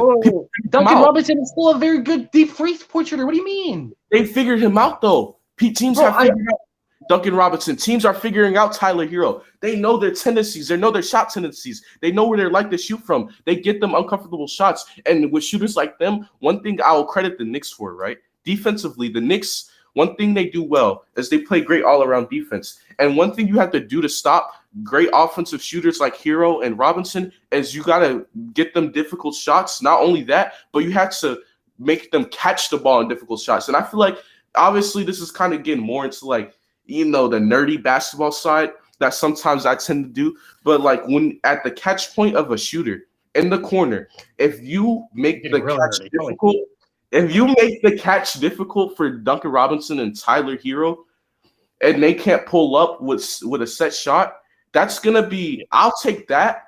I'll take the Knicks defensive game plan to do that, and I trust the Knicks to do that. So if you're gonna say that Duncan Robinson, oh, they have experience, Tyler Hero's gonna go back to that. The Knicks had the perfect defensive game plan to stop what they do great. Now, Jimmy Butler is the leader. I can't. I'm not even going to say He's the best player in the series. He's the best player in the series. I can't argue against Jimmy Butler, right? But Bam versus Julius Randle this season, dog. Oh, Here's my thing. You go look at the stats. If you look at stats, right? If you look at the stats, Bam Adebayo has clamped a lot of stars. Bam Adebayo, I wish I could find the stat because it was somewhere. Right? He's clamped up certain stars. Certain stars are on him. For example, like Jason Tatum, he doesn't do good. Jason Tatum does not do good against Bam Adebayo. There's a reason why Bam Adebayo is just all the way up to the third ranked defensive player of the year in the tracker, right? Mm-hmm. Bam Adebayo is elite level defensive player. Another thing, I agree. This season, fine. Julius Randle, way better offensively, right? I think Julius Randle's averaging like 26 points a game. I agree with you. But another thing that you're forgetting is Bam Adebayo is actually a very good playmaker for his team, bro. Very good playmaker. And then I don't think our minds are going to change about this, right? And this would be another great topic to discuss as the playoffs come sooner, right? May 22nd. Mark circle down your camera. Saturday, May 22nd, baby. Yes, sar. And you might see an episode on a certain podcast about that. Anyways. Hey, link in the description. What are you talking about? Anyways. I just think the coaching, the experience, I think that Bam Adebayo versus Julius Randle, I think that'd be the matchup. Yeah. I think that'd be the matchup. If that matchup happens, do not underrate Bam Adebayo. And I'm taking the heat. Look. I'm taking the heat. I'm gonna end this conversation off like this. I can't argue against Jimmy. What I'm kind of leaning towards the Knicks right here is, like I said, I think the only players that are gonna be good for the Heat is Bam and Jimmy. Because with all the shooters they have around them, the Knicks play well against 3-point shooters. I can't see them having a great shooting night. And another thing is too, man, I think Julius Randle wins the Bam Adebayo matchup. I know Bam Adebayo top 3 defensive player of the year. I know Bam Adebayo's this and that, and he's a good playmaker for his team. But everything Bam Adebayo is doing this year, Julius Randle can do, except for defense. Bam Adebayo's better on defense. But offensively, everything that Bam Adebayo does well, Julius Randle does the same or sometimes better. Julius Randle creates shots for his team. This will be an amazing matchup. Hey, but look, corrupt. So I'm not saying, guys, chat. Karam, Valix, Mike Nixon, bro. Julius Randle's having an extraordinary year. Most improved player of the year. Trust me. But I'm just saying, in that matchup, I think Bam Adebayo can clamp him up. I'm not saying he's gonna clamp him up like 2 points, but I'm just saying he's going to. I think Julius Randle will have some problems with Bam Adebayo, and I think that will lead to the Heat winning in that series. Now, another topic that Josh brought up. Josh said, I don't remember the comment exactly, but it said, how big of a threat is the Wizards in the East this year? Okay. With the Wizards, my thing with the Washington Wizards is that they are so late bloomers this year. When I look at the Wizards, better late than never, though, right? Better late than never, and this is why we said at the first thing we talked about was the play-in tournament and how the late Wizards were able to be late bloomers because of the play-in tournament and how big of an effect the play-in tournament has, right? So when I look at it, the Wizards can be a pretty good threat. But I feel like if they've been playing like this all year, I feel like they'd be better than the Celtics, man. I feel like they'd be in the 7th with the Celtics. Do they make the playoffs this year? Let me see who's in the playing game. Okay, so I have it up right now. Okay. The playing game right now, if it started today, and I think this will be the exact same thing when it comes. Celtics would go against the Hornets, and then the Pacers would go against the Wizards. The Hornets, sorry, my bad. The Pacers are 1.5 games away from the Hornets. The Wizards are only 2 games away from the Hornets. The Pacers and the Wizards are half a game away from each other. Of course, the Pacers are higher than the Wizards by only half a game. Mm-hmm. And the Celtics are 4 games away from the Wizards and 2 games away from the Hornets. So if that started today, right? Mm-hmm. If that started today, of course the Celtics would destroy the Hornets, right? Mm-hmm. I think the Wizards would beat both the Pacers and the Hornets to make the playoffs. Oh no! Listen, I think the Hornets would. I think LaMelo Ball would lose to the Wizards. I disagree. Now here's why. Okay. Here's why. If you add, right, for example, if you add Gordon Hayward in the equation, I think he's out, right? Did he come back recently? He didn't come back yet? I don't think so. Anyways. I can look it up real quick. Anyways, bro, Bradley Beal is averaging 31 points per game. And let me give you a little bit of a story, right? I was sitting on my ass all day, right? On a couple of days ago, right? And I looked at a score. I was like, damn, Siakam has 40 points. Oh, damn. Bradley Beal, Russell Westbrook with another triple-double. Oh, it's in overtime. Let me turn that on, right? Let me turn that on. Who was the one making all the plays? Bradley Beal. In the game, Hornets versus the Wizards, who was the best player? Bradley Beal. Hello? You good? Okay. It looked like it froze. It's Bradley Beal.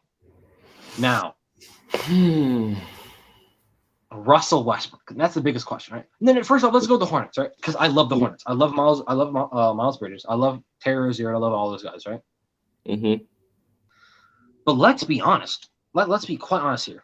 None of those players are close to Bradley Beal, right? I think Russell Westbrook. I think Russell Westbrook also. You can make a debate about Russell Westbrook being better than all those players too. Russell Westbrook and Bradley Beal, bro, especially lately, have been amazing, dude. Bradley Beal, bro, has been not only one of the most clutch players this season, but he's been one of the best scorers this season, bro. Any night he can drop 40. You can't do that. The Hornets, what defense do they have to stop that? Another thing, who's going to out-rebound Russell Westbrook on the Oh, you mean PJ Washington is going to out-rebound freaking Russell triple-double Westbrook? Dude, Come on. Also, if you look at playmaking, Bradley Beal and Russell Westbrook are both going to be that. Of course, Russell Westbrook is averaging a triple-double. Now, you can go counter-argument. Oh, wait. So, look, you notice about the Wizards' defense. I mean, not my bad. The Hornets' defense. What about the Wizards' defense? They're dead-ass last, I think. I'm pretty sure they're last. They're trash, utter garbage. Let me argue this though. They both. Let's just be honest. Both of them, I don't trust it defensively, right?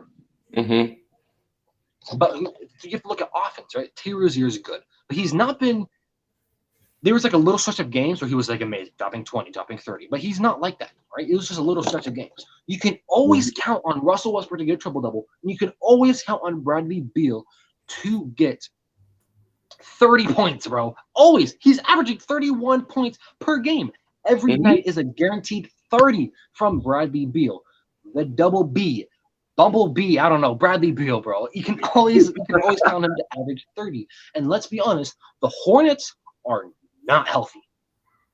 Not at all. They have injuries, bro. Gordon Hayward, I don't know if he's 100%. LaMelo Ball is coming off a wrist injury, dude.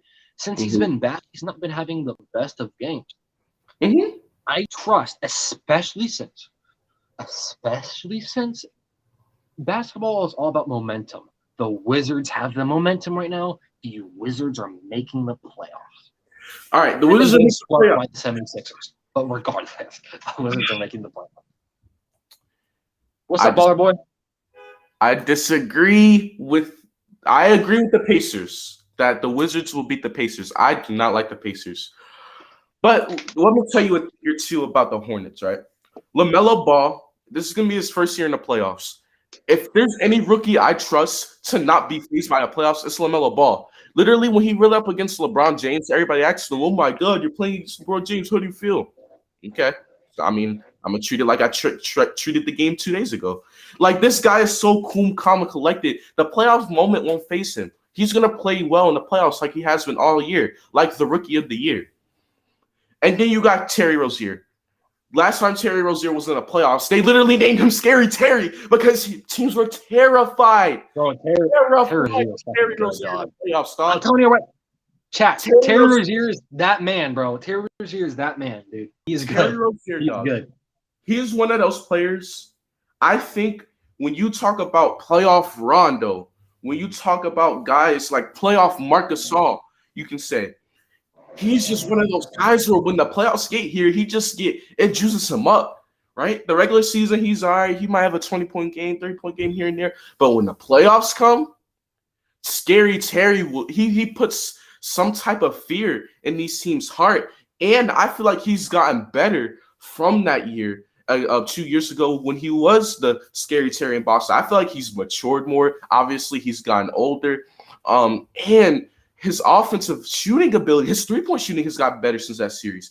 Because a lot that series when he was like a few years ago when he was in the playoffs, he was just like driving layup, pass it out, like creating shots. Now he's more of a shooter than he was. Terry Rozier in the playoffs and LaMelo, that front court is going to be, I'm sorry, not the front court, the backcourt is going to be scary.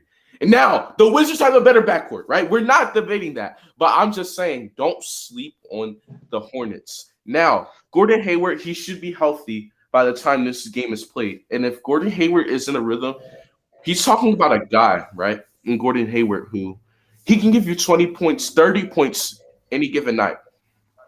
He's a guy who could score from the mid-range, could score from the three, and he can drive and finish at the rim. He's what you would call a 3-level scorer on offense.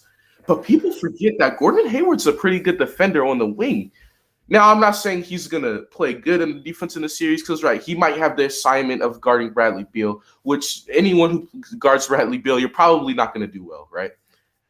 But people forget that his defense, man, his ability to be able to score from every part of the floor offensively, with LaMelo being the main playmaker. And then you got to look at the bench too. You got a guy in Miles Bridges. He went from just a dunker to now in the last month, averaging around like 15 points per game, being more of a scorer. LaMelo Ball has, since he's came back, Miles Bridges has been playing the best basketball of his career. Like I said, Miles Bridges went from just a dunker, a guy who made highlight dunks, to now he's doing a lot more things than just that. And that is the LaMelo Ball effect when you got such a high-level IQ playmaker like that, giving you these shots, setting you up for these shots. Now, the best playmaker in the league, Russell Westbrook's on the other side of that. But I just think with Terry Rozier, his playoff ability, Russell Westbrook being a little questionable in the playoffs. You got LaMelo Ball, who has been – he's the reason why not PG Washington. He's the reason why Miles Bridges isn't been playing well. You got Gordon Hayward. I don't see why the Hornets can't win the series. So I'm going to take the Hornets in a play-in win over the Wizards. To counter that, Gordon Hayward, first off, is out for 4 weeks, right? I think that does affect things. Secondly, like you said, one of the best playmakers, Russell Westbrook, is on the other side, right? Mm-hmm. Honestly, I think I agree with Karam. It can easily go both ways. Mm-hmm. But I mean, I'm just thinking about the momentum they have right now, bro. Honestly, if you look at it from like player to player, you just look at their team on paper, I'd take the Hornets. Because I mean, like who else do the Wizards have? Rui Hachimura. I love Rui Hachimura, but he's not like a star. I mean, not star. He's not like a valuable starter, like above average, right? I think he can get there, but not yet. Mm-hmm. Not yet. But that's like all they have. That's all the Wizards have, right? And I guess you can put in the rookie Denny Abdija, Mm-hmm. and maybe some other guys, right? But the Wizards, the Hornets are such a more completed team than they are. But their injuries, the Wizards' momentum, I think they get bounced. I don't know. I don't trust that team to step up when they don't have their number one guy, which is Gordon Hayward. And then Bradley Beal is freaking amazing. If Bradley Beal and the Wizards were like a top 4 seed, Bradley Beal would seriously be an MVP conversations. And you shut up, Eddie, bro. My hair is sexy, and you know it. Hey, look, I think this series, this playing tournament, wherever they meet each other, this is going to be a very good series. But look, Yes. Here's this. This is the next question, Kurotz. What's up? Who's most likely? Because we don't know. It could be anyone. But who out of Zion and Luka, who's going to be the future of the NBA, the face of the NBA? Who's going to be that future guy? Who's going to be the next LeBron James, Michael Jordan-esque player, Magic Johnson? Like who's the future of the NBA? Is it Zion or is it Luka? Because I think they're the 2 top guys right now who can take the reins of LeBron James. So who do you think that guy is? Out of those 2 guys, I'm taking Luka Doncic. Now, What's up, Eddie? What's up, Eddie? Now, LeBron James. Wow. Zion Williamson, he's good, bro. He's averaging 27, right? And honestly, dude, he has the ceiling to be better than Luka Doncic, right? He has the potential to do that. But at the same time, bro, what I'm seeing from Luka, bro, that step back to beat the Clippers in that one game, bro. Josh, I went back to the stream, bro. I was rewatching that, bro. That shot was crazy, bro. The step back to beat the Clippers, bro. That was crazy, bro. I don't know. Luka Doncic basically averaging a triple-double, and he's already very popular, bro. If you ask the casual fan, who's the top 10 player? Oh, Luka Doncic. You know what I mean? Like Luka Doncic is in that conversation. He's gonna easily get top 5 soon, bro. In the next couple of years. He's not even reached his peak yet, bro. This man can improve on so many things. He can improve on free throw. He can improve on his a little bit of athleticism. Improve on, of course, defense, right? But this guy is good, right? Now, I need to see Zion win first. You know what I mean? I don't know. When I see Zion, I see he's a very good scorer, right? But he can't shoot like Luka. And let's be honest, this league has become a shooting league. Zion's not going to become he's not going to go close to what Luka can be in shooting. Not even close, right? People love the step back 3. People love the 3 ball, Mr. MG. People love that stuff, bro. Luka Doncic has that. Luka Doncic has that wow factor. Zion does too. And his dunks. And honestly, I would take a poster over a good 3 over anything. But let's be honest. Zion hasn't really shown that. You know what I mean? Zion hasn't really shown the dunks. So, let's be honest. We know he can dunk. We all know he can dunk. But he's been more doing he's a layup god, right? He can be doing layups. He's been doing that poster, right? He's averaging 27, right? But I don't know, bro. I think with Luka winning, and I think Luka has a better chance of winning. Let's be honest. Zion Williamson has Brandon Ingram, right? And of course, the coach's ass. And let's be honest, the surrounding pieces can be better. But and you're only the 11th seed. The Spurs. I'm not high on my Spurs at all. The Spurs are better than you guys, really? I don't know. Brandon Ingram's averaging 24. Zion Williamson's averaging 27. I question Zion Williamson's defense, right? I question that all day. Zion Williamson, he blocks. He's a good defender. No. You see a lot of times he misses help defense. He's not a very good help defender. And pick and rolls also. If he gets a good screen, like let's say Giannis screens on him, he's not good, right? I need to see more from Zion, right? Right? Luka Doncic is not a good. He's not a good defensive player at all, right? But let's be honest, Zion has not shown to be a good defensive player at all either. And I'm definitely taking Luka Doncic offensively wise over him. And let's be honest, who has more, as of now, who gets more attention, Zion or Luka? Let's be honest, Luka. Right. I'm taking Luka Doncic as if I had to pick one. I'm taking Luka Doncic over Zion. Future of the NBA, face of the NBA. All Also, right. Mhm. also one thing, Luka has that international, has that European to him, right? You be the face of the league, you got to be international, right? You got to be the world has to know who he is, right? Luka Doncic has that reputation in Europe, in Europe. So another big thing. I think. Well, before we go to popularity, let's talk about this. This is the player, right? I think with Zion, right, and I'm going with Zion right here. I think with Zion, right, Zion is one of the most electrifying players in the league. No matter if Zion could be on the Timberwolves, Zion could be on the well, he is on the Pelicans, he could be on the Kings. You're always going to talk about Zion. The thing with Luka, I think why he's getting more attention, obviously now is because he's made an all-star and he hasn't been as injured. But you say Zion's averaging 27 and 7, that's off of dunks and layups. When Zion adds his jump shot, he's averaging 32 a game. He's averaging 32 points per game when he gets just an average jumper. I don't need him to shoot like Curry. I don't need him to shoot like Luka. I don't need him to shoot like JJ Redick. When he gets an average jump shot, he's averaging 33 points per game. And Zion has underrated passing ability. Why are y'all disrespecting this man's playmaking? Because Lonzo Ball's such a good playmaker. But you got Zion, man, who one of the best passing big men, or one of the passing power forwards, I should say. You got Zion. Big man. Once he has a jumper, he's going to be averaging 32 a game. He does electrifying dunks. Where did I hear that before, MG? Oh, Ben Simmons. That's right. Ben Simmons. If you only had a jumper, right? But see, Zion actually attempts to shoot jumpers, unlike No. Ben Simmons. I agree with you, though. Zion actually – yeah, right? Zion – I think, too, with defense, who has the better chance at being a good defender? Zion, right? If Zion becomes a good defender, if Zion's ceiling is just – his ceiling is the face of the NBA. And I think he will reach his high ceiling. I think Zion will reach his ceiling, and his ceiling is being the face of the NBA. His ceiling is averaging 32, 33 a game. His ceiling is averaging 8 rebounds and 8 assists a game. That's Zion's ceiling. Luka's ceiling is, okay, he can be a top 2 player. He can be a top 3 player. He can be a superstar.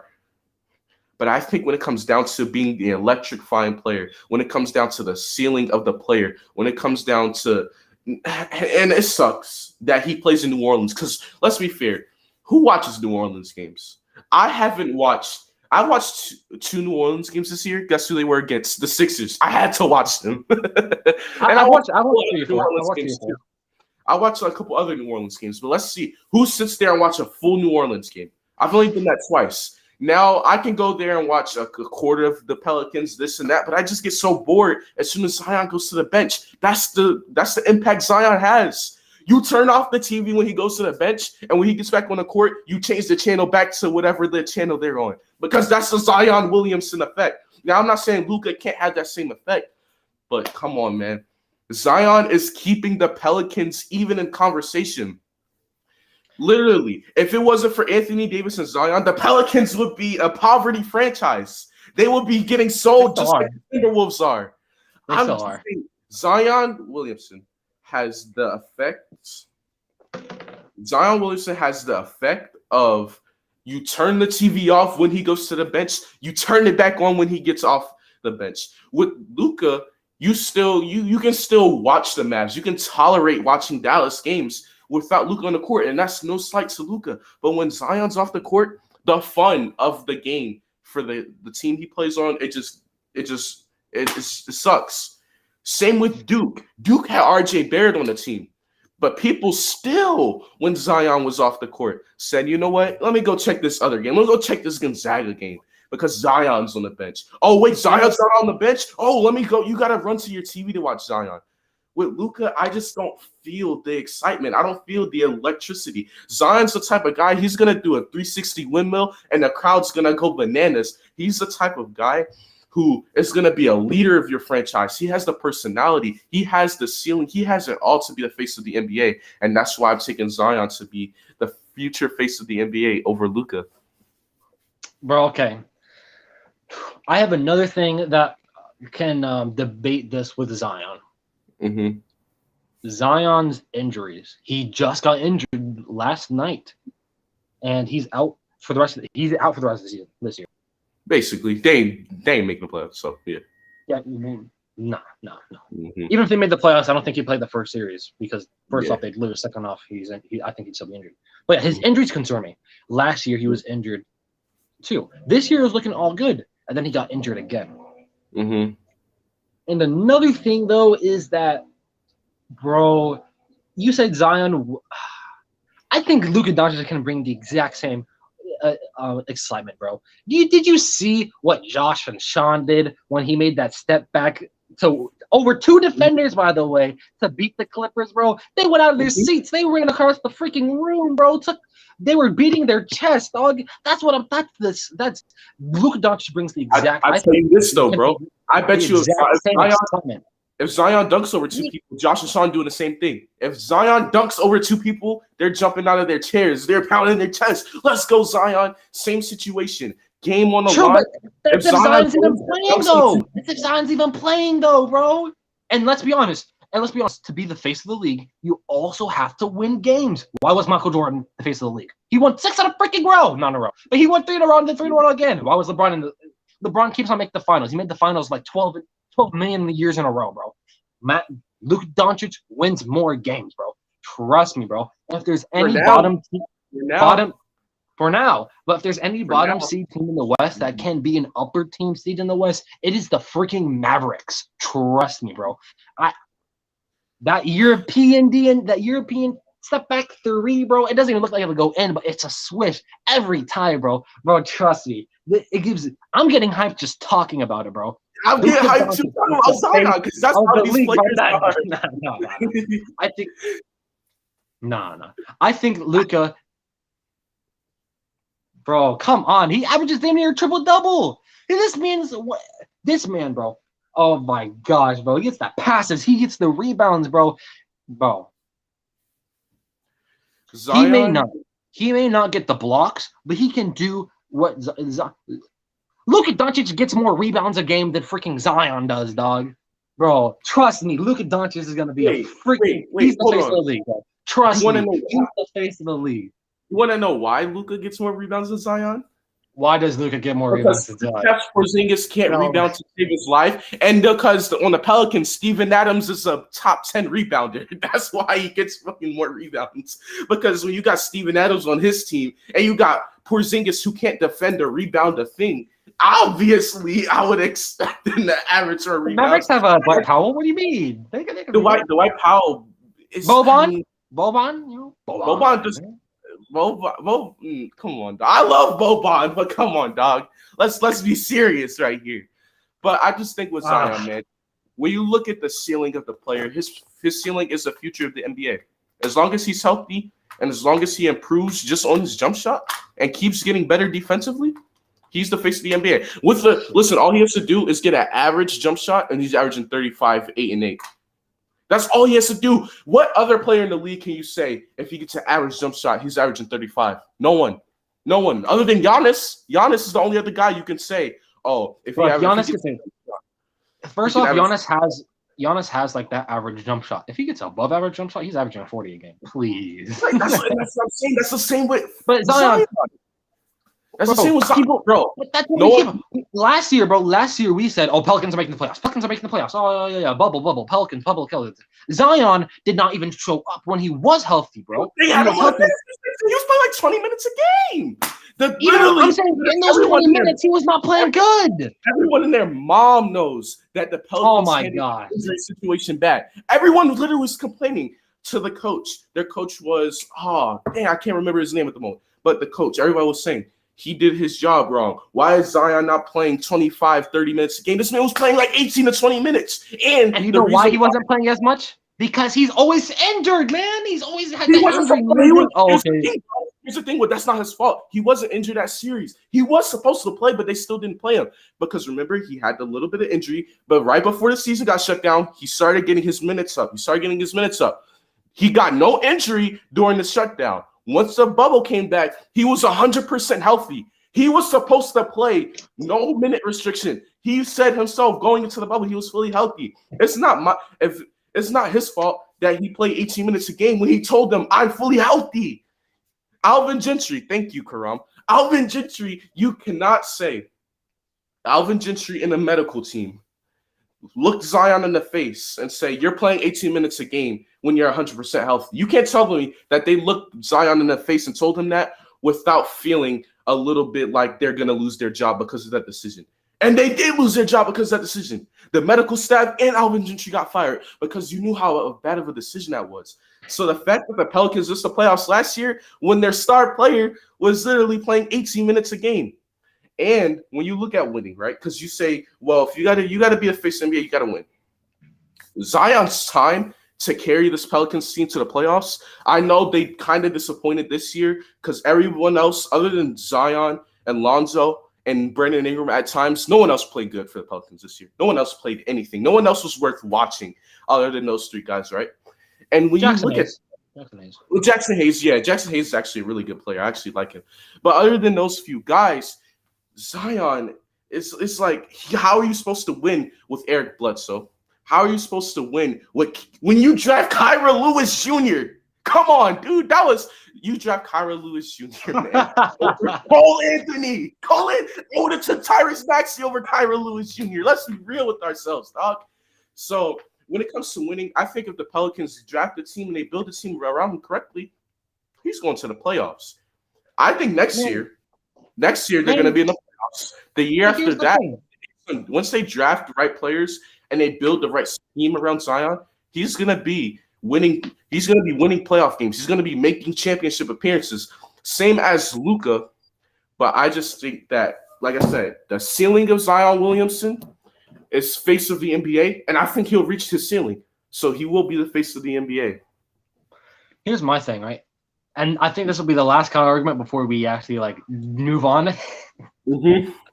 So you're acting like the Mavericks have had a good team, right? Kristaps Porzingis, that bum is always injured, bro. Every single game is like, I'm gonna stand out. Oh yeah, I'm eating my unicorn dust. Yeah, shut up, bro. Sit down, man. This guy's a bum, bro. Start playing, bro. And another thing, dude. Okay, look. Yes, Luka Doncic does have players like Tim Hardaway Jr. And thank you. He's a bum. Anyways, I just Tim Hardaway Jr. and Finney Smith, right? Yes. But bro, that's not a good fucking. You look at that team, right? You look at that team without Kristaps Porzingis, and you're like, oh whoa, this team, right, can beat the up and coming Grizzlies and all that kind of stuff. No, but they are because of Luka Doncic, dude. Right? This team without Luka Doncic is fucking going for Cade Cunningham. This team without Luka Doncic, yes, you can say the same thing with Zion, right? You can say the same thing with Zion and Brandon Ingram, but they're already doing that. They're already like 11th, 12th seed. The Pelicans, dude, they're not doing good. The Mavericks, I think they're fifth. I think they're fifth in the West, bro, and that is amazing. Without Kristaps Porzingis' always injured ass, right? Luka Doncic is carrying this team to the fifth seed right now. And now, yes, it's a battle between the fifth. It's a battle between them, the Lakers, and the Portland Blazers. But still, in a hard Western Conference, that is amazing. Luka Doncic will be the face of the NBA in the future. Last question: who has the championship coach? Okay. Who has the better coach? I mean, but nah. I think this is a conversation I think we're gonna have. This is not over because these guys are so. This is gonna be down the line. This is a conversation that we have again down the line, and maybe we'll talk about this when Luka Doncic wins a championship. I'll be like, oh, I told you so. What? Oh no, we come out when they finally build a team around Zion that's actually good outside of two other players. Outside of Brandon Ingram, Lonzo Ball, when they build a team around them other than that? Please. But look, Corrupts. I want to see how biased you are, right? Listen, these two players, they kind of do the same thing, right? Do you think? And this is an interesting question. I don't think people are ready for this, but who is gonna be better in the future, Lonzo Ball or DeJounte Murray? Now, not a lot of people really know about DeJounte Murray. So let me give a little recap of how better DeJounte Murray is. What? Anyways, of how good DeJounte Murray is, right? First off, he made All NBA. My bad. He made a defensive team second year, a second defensive team his rookie year, right? And this year he's top 5 in steals. He's probably going to make a defensive team again. Also, he's averaging about 15 points a game, 45 field percentage, and he has 7 rebounds and 5 assists per game. Thank you, Karam. Yes, DeJounte Murray is very much underrated. This guy is really freaking good. DeJounte Murray is really good. He can be future star for the Spurs, right? I'm not saying like all-star. I'm not saying like he can be future like good star player for the Spurs, right? Lonzo Ball, yes, they're similar, right? Lonzo Ball brings a good defense. Lonzo Ball is a good playmaker like DeJounte Murray is, and all that kind of stuff, right? Averages around the same points also. But dude, DeJounte Murray. First off, let me say this: DeJounte Murray has a better future, has a better chance of having a better future because Lonzo Ball's on the Pelicans, and DeJounte Murray's with an amazing coach named Greg Popovich. I don't know if have you heard of Greg Popovich, Mr. MG? Oh, let me see. Oh, you talking about the guy who coached 5 championship teams? Oh, yeah, him. Been in the finals 6 times. Is 5-1. Would have been 6-0 if it wasn't for a lucky shot. Anyways, good point. I'm gonna bring that up, Eddie. But hold on, continue, Corrupts. Anyways, the future Bull, please, future, get out of here, bro. Get out of here. Lonzo Ball is good, right? I think we can all agree that playmaking-wise, he's better than DeJounte Murray. But I think DeJounte Murray is a better defensive player, and I think that DeJounte Murray will be the better scorer. Because, bro, I don't know if you've watched. Don't give me that. Lonzo Ball will take DeJounte Murray 3-point any day of the week. But, bro, if you watch DeJounte Murray, if you watch a Spurs game, this is one thing you will take. DeJounte Murray is a mid-range god, bro. He pulls up at the free throw line. It's basically a swish. Wow, every single time, bro. And he's a good finisher, bro. He has some nice freaking dunks, and there's some finishes where it's like, how the fuck did he finish that? And he's doing it on a pretty decent efficiency level. He's doing it 45%, while Lonzo Ball is only 41%. And he's averaging more points than Lonzo Ball is. DeJounte Murray is in a better system for players. That is why he'll be better in the future than Lonzo Ball. Now look, Lonzo Ball and DeJounte Murray, they do so many things well, and they do some of the same things well. When it comes to defensively, they're so close, right? They both play great. They both play outstanding defense, but I'm going to give it to DeJounte Murray. He's made the All-NBA defense teams for a reason. Thank you. When you look at offense, they both pass the ball pretty well. I give the edge to Lonzo. When it comes to shooting, the mid-range is Murray, the 3-point is Lonzo. So this is close, but look. Lonzo Ball would have been, in my opinion, a star if he didn't get drafted by the Lakers. Now, you can say, oh, that's an excuse. You got drafted. You play with LeBron James. But it's not always that easy, right? And I feel like, and I'm going to bring Eddie's comment into this, Lonzo Ball in free agency, if he lands with the Bulls or if he lands with the Knicks, which is his top 2 desired teams, which is the teams that also want him, that have the money to get him, he has the playmaking ability to average 10 assists a game. He has now the 3-point shooting ability to average around 3 3-pointers per game on a good efficiency from the 3-point line. He's still a decent 3-point shooter, and he can finish. He's still a decent mid-range shooter, and he can still finish at the rim, which is what he did so well in college, is finishing at the rim. And when it comes to being a true point guard, when it comes to organizing the offense, when it comes to being a leader, Lonzo Ball just shows me more when it comes to being the main guy, not the main leader, but maybe like the main, as far as the facilitator of the floor. He's shown me that he can facilitate the floor. He's shown me that he can drop dimes. He's shown me that he can get guys open, right? Now, obviously, I'm not saying he's up there like with Chris Paul or Ben Simmons or LaMelo Ball as far as the assists goes, but he shows he can be a pretty good passer, and he is a true point guard when it comes to passing. He has what a lot of people say is the future of the league. The 3-point jump shot is there. DeJounte Murray, the 3-point jump shot is there sometimes on occasion. He's more of a mid-range guy, right?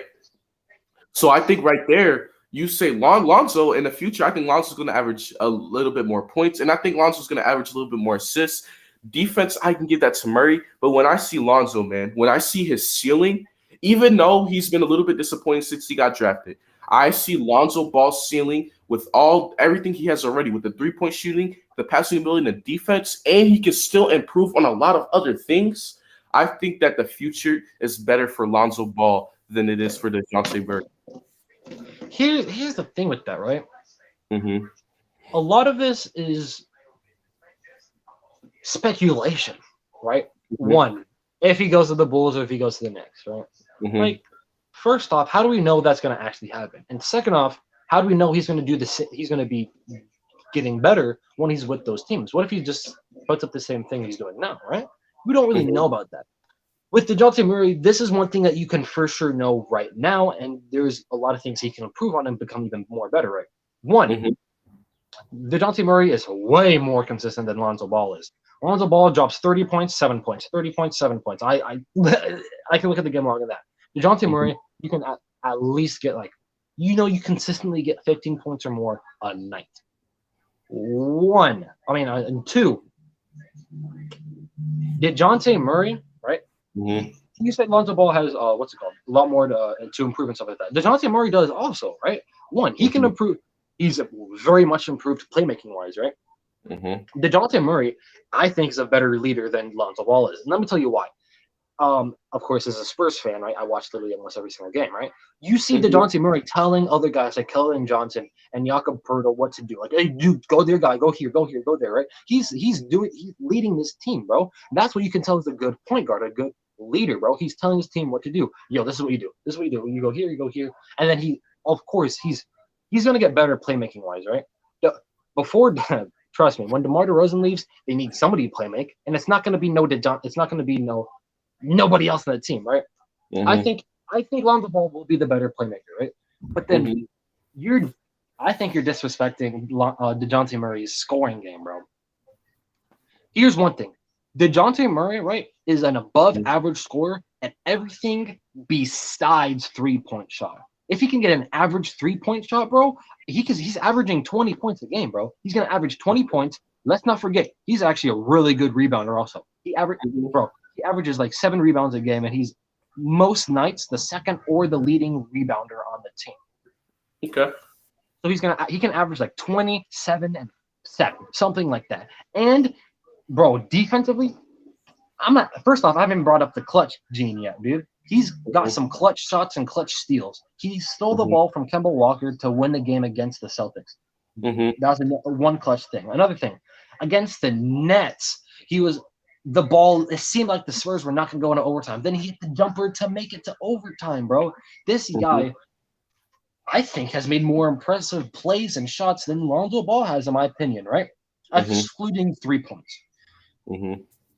Let's not forget that DeJounte Murray was the one that clamped up Zach LaVine to basically 0 points in the fourth quarter to make a 20-point comeback win against the Chicago Bulls. Josh, I know you're still in the chat. You remember that?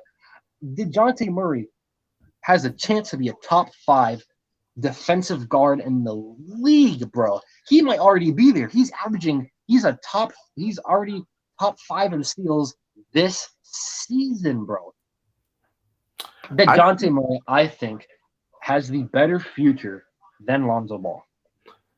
I mean, I think, right, with the things that we know now, I think and I think that you say like how Murray is above average on everything but 3-point shooting. I think Lonzo is at least average every aspect of scoring. He's an above average 3-point shooter, an above average finisher, and an average mid-range scorer. And he can still get better at his mid-range shooting touch. He can still add some other things to his offensive game. And then you say that Murray can be a top 5 defensive point guard. So can Lonzo. He can be that. I think actually those two guys will be the future as far as defensive point guards. When you talk about like guys like Drew Holiday or Marcus Smart, I think these two guys will be up there with those guys. I think that everything that Murray can do, I think his ceiling, I think Lonzo can have the same ceiling, if not a little bit higher. And then with Lonzo, man, one thing about Lonzo is that he's never been a part of a well-constructed team. The year he was with the Lakers is the year LeBron had a groin injury. So he was missing his best player, LeBron James, for like 30 games out of that year. Then when you look at the Pelicans, right? The Pelicans, they literally, like, let's be real, the Pelicans suck. They have no coaching, right? When you look at DeJounte Murray, right? Popovich, right? So I think then the reason why I brought up like if he goes to a different team like the Bulls or the Knicks is because once he does that, right? Lonzo Ball with good coaching, with a good team around him, and not shitty ass coaches. Because let's be real, Luke Walton sucked with the Lakers that year. Steve Van Gundy sucks now. Alvin Gentry sucked last year. This man can't have a good coach. And because I'm pretty sure he's leaving New Orleans. Once he leaves New Orleans and has a better coach, you'll see his ceiling even get higher because of the potential that he has, the potential that Lonzo Ball has with a good coach in the future. I won't say the sky is the limit, but I would say like he's gonna be a really good player. He's gonna be a top 10 point guard with his ceiling. With Lonzo Ball, like I said, when Lonzo Ball if he ever gets a better coach, you're gonna see his ceiling increase, and I think that's the biggest thing. Is like what I'm kind of banking off of in this topic is like as long as Lonzo Ball goes to a different team with a better coach, I think that's when the regular casual NBA fan will start seeing the ceiling go higher and higher for Lonzo Ball. Where DeJounte Murray, we kind of know where his ceiling is, right? It's already set in stone. Where Lonzo, we all knew coming out of college, Lonzo could be a very, very great NBA player if he's developed right. And I think with DeJounte Murray, we already see his ceiling. We already see what he can be. With Lonzo, he can be a little bit more than just a top 5 defensive point guard. He can be a top 5 defensive point guard. He can be a top 5 passing point guard. He can be a top 10 three-point shooting point guard. God, that was hard to say. And he just has such a big ceiling as far as his leadership ability can improve and just a lot of things. But, DeJounte Murray has Greg Popovich, and he's been developed a little bit faster than Lonzo Ball. And I think, like I said, once Lonzo Ball goes to a new coach, you're going to see his ceiling increase. And that's why I think Lonzo has the brighter future. What's funny, right? Mm-hmm. Because this question, right, it's who has the brighter future, right? Mm-hmm. And with the Bulls, yeah, they got Billy Donovan now, right? Mm-hmm. In what way, though, have they shown that they can develop a player to become like a star? That last couple of seasons, right? Mm-hmm. I think Zach LaVine was going to become a star either way. Honestly, to God, mm-hmm. right? Yeah. I don't think that was because fucking what? I forgot his name already. The trash ass coach from last year, Jim Boylan, right? Yeah. I don't think he was like, oh, I made Zach LaVine amazing. No. That was Zach LaVine, bro. Mm-hmm. Right? I don't trust the Bulls. What's up, Big Play? I don't trust the Bulls with that, dude. Another thing, dude. That is the reason why DeJounte Murray has the better futures because he is under somebody like Greg Popovich. Another thing, also, yes, you say that you've already seen the ceiling for DeJounte Murray, right? But here's the thing. I think there's still more to come, right? We can all admit DeJounte Murray is not as good as a mid-range guy than DeMar DeRozan is, right? Mm-hmm. But guess who's on his team and guess who's teaching him to be better at mid-range? Who can teach him to be better at mid-range guard? Mm-hmm. DeMar DeRozan is on the exact same team, right? And I think you can see, just like DeMar DeRozan hitting game wonders with the mid-range when he's on the island, you can see the exact same thing for DeJounte Murray. You can see the good playmaking and, of course, good leader, bro. And he's, of course, under one of the best systems for a player like DeJounte Murray. Mm-hmm. And let's be honest, I think DeJounte Murray is always going to be a better defensive player than Lonzo Ball is. Mm-hmm. He has the natural talent, first off, and then he's going to get coached up by Greg Popovich, dude, I don't understand how you can look at a team like, okay, Lonzo Ball, right? For Mhm. Lonzo Ball goes to the Bulls or goes to the Nets, he can be better, right? That's like a big what if. We're already seeing this type of player DeJounte Murray can be, and right now that is way. Let's be honest, that is better than Lonzo Ball, right?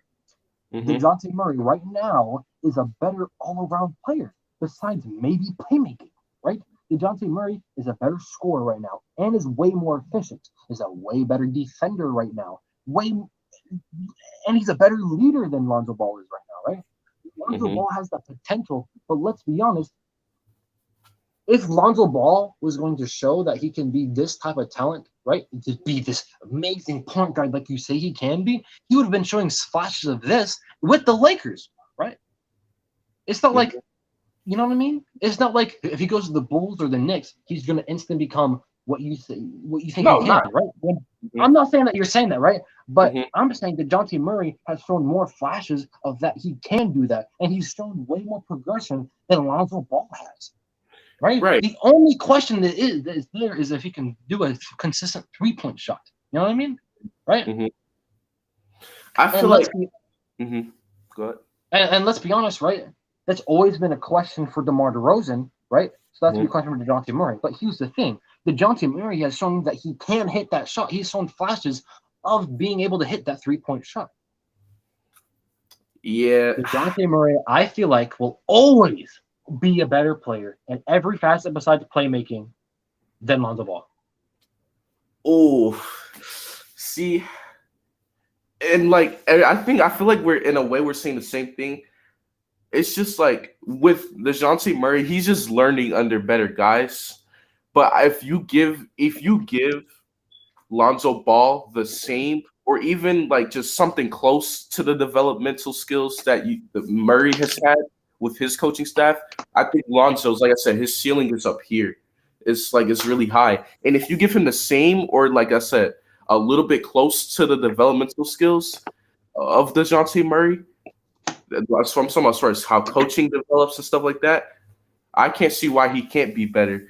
But hey, I think right here, this was one of the more interesting debates we've had all day. But it's just like player to player. It's not like team to team. You know what I mean? But hey, big play slices. Just because I wasn't here, I just got here. Can you guys go for 10 more hours?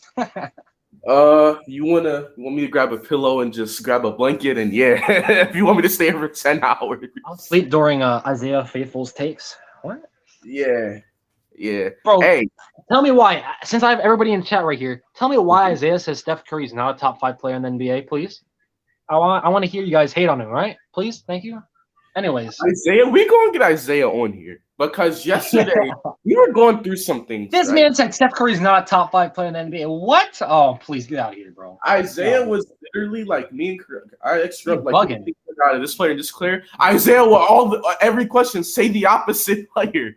I'm like, Isaiah, come on, bro. But hey, look, someone asked in the chat, Kawhi or Steph Curry. I think that's obviously Steph, right? Thanks, Josh. Ooh, Steph or Kawhi? It's gotta be Steph right now, dude. Right? I mean, I think it's closer than we think, but I think I'll take Steph Curry. And I say that because Steph Curry's changed the game, right? Back in the day, you're not gonna see, bro. I'm seeing guys who are 7 foot enjoying to shoot the 3, bro. Right? I have guys in the gym, right? He's like 7 foot, right? At my school, and they're trying to shoot the 3 instead of trying to go in the post. You know what I mean? That's because of Steph Curry, right? Steph Curry is. I know Josh is in the chat. I know he's gonna be like Reggie Miller or Ray Allen, but I think Steph Curry is by far the best shooter in NBA history, dude. No doubt, bro. Without a doubt, dude. This man. My dad, right, has said that he's never seen somebody as so smooth as Steph Curry, right? He's 40 years old. He's seen not smooth. No. Don't do that thing. As smooth like with the 3-point shot. Yeah, no. I'm not talking about you. No, smooth doesn't like no. I'm not reacting. I'm reacting to what Big Play Slay just said, but we'll get to him in a second. But keep continuing. No, Josh. I was just saying, just in case you said that, not saying that you did say that. But Steph Curry is I think the legacy, right, that Steph Curry is going to bring behind is just, and the impact he's had on the NBA and what the impact he has for his team is just so up there, right?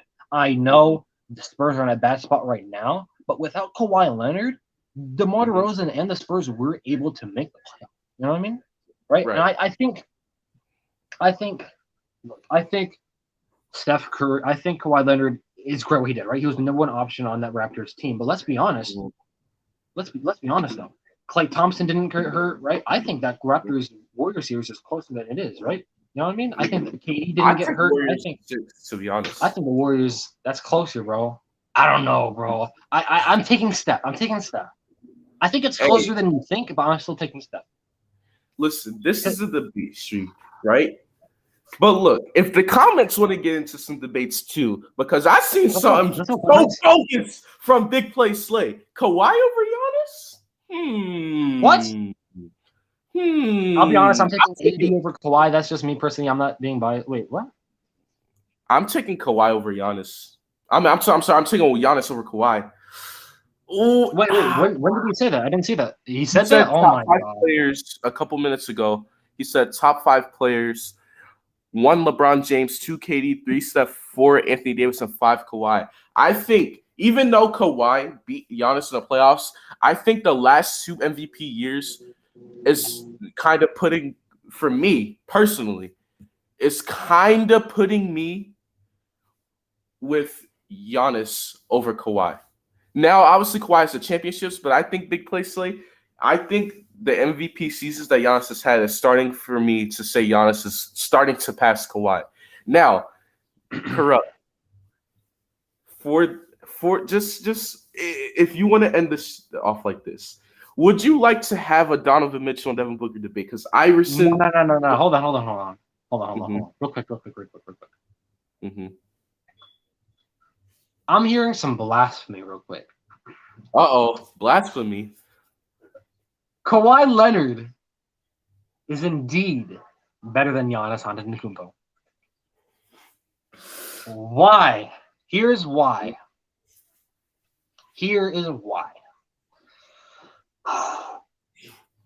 Kawhi Leonard can also bring the defense. It's not like he's just averages 28 points and that's all he can do, right? Kawhi Leonard is an amazing defenders in the league. Yeah. And Kawhi, bro, I understand the amount of points, but I think overall Kawhi Leonard is a better offensive player than Giannis is. You could say that. Well, I'm not saying the difference between Kawhi Leonard and Giannis is that Kawhi Leonard has beaten the Celtics. Wait, yeah. Wait, has he? No, my bad. The 76ers, the Bucks, and has beaten the Warriors with Steph Curry, right? And won a championship, bro. Kawhi Leonard. I mean, dude, I'm just looking at the facts. Who's won a championship? Who's being the Bucks and Giannis? Who has actually gone and passed the Eastern Conference Finals? Kawhi Leonard has, right? Who has year after year always been disappointing and has always lost in the playoffs? Giannis. Now, I think it's super close, right? Giannis, I think, is a better defensive player, and he had one of the best statistical seasons ever, right?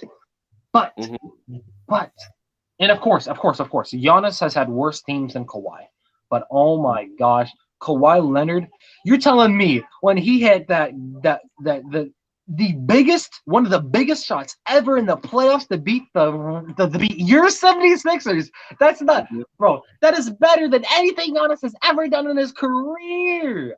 And I know that face you're giving me, bro, but you know it's true. Deep down in your heart, you cry. Your heart is broken after that heartbreaking 4-ball bounce shot that Kawhi Leonard has made, bro.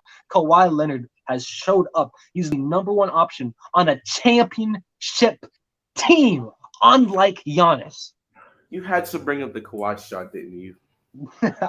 You had to bring that up, didn't you? See, this is why I don't like debating Kawhi. And by the way, I don't disagree with you. I just think Giannis is trending towards being better than Kawhi. I don't think he's better than Kawhi yet. But look, you just gotta bring up the Kawhi shot, dude. We could have kept that quiet, man. We could have just kept that quiet, dog. We could have kept it to the side, Come on, dude. bro. But let me ask you this: who's more clutch, Kawhi Leonard or Damian Lillard?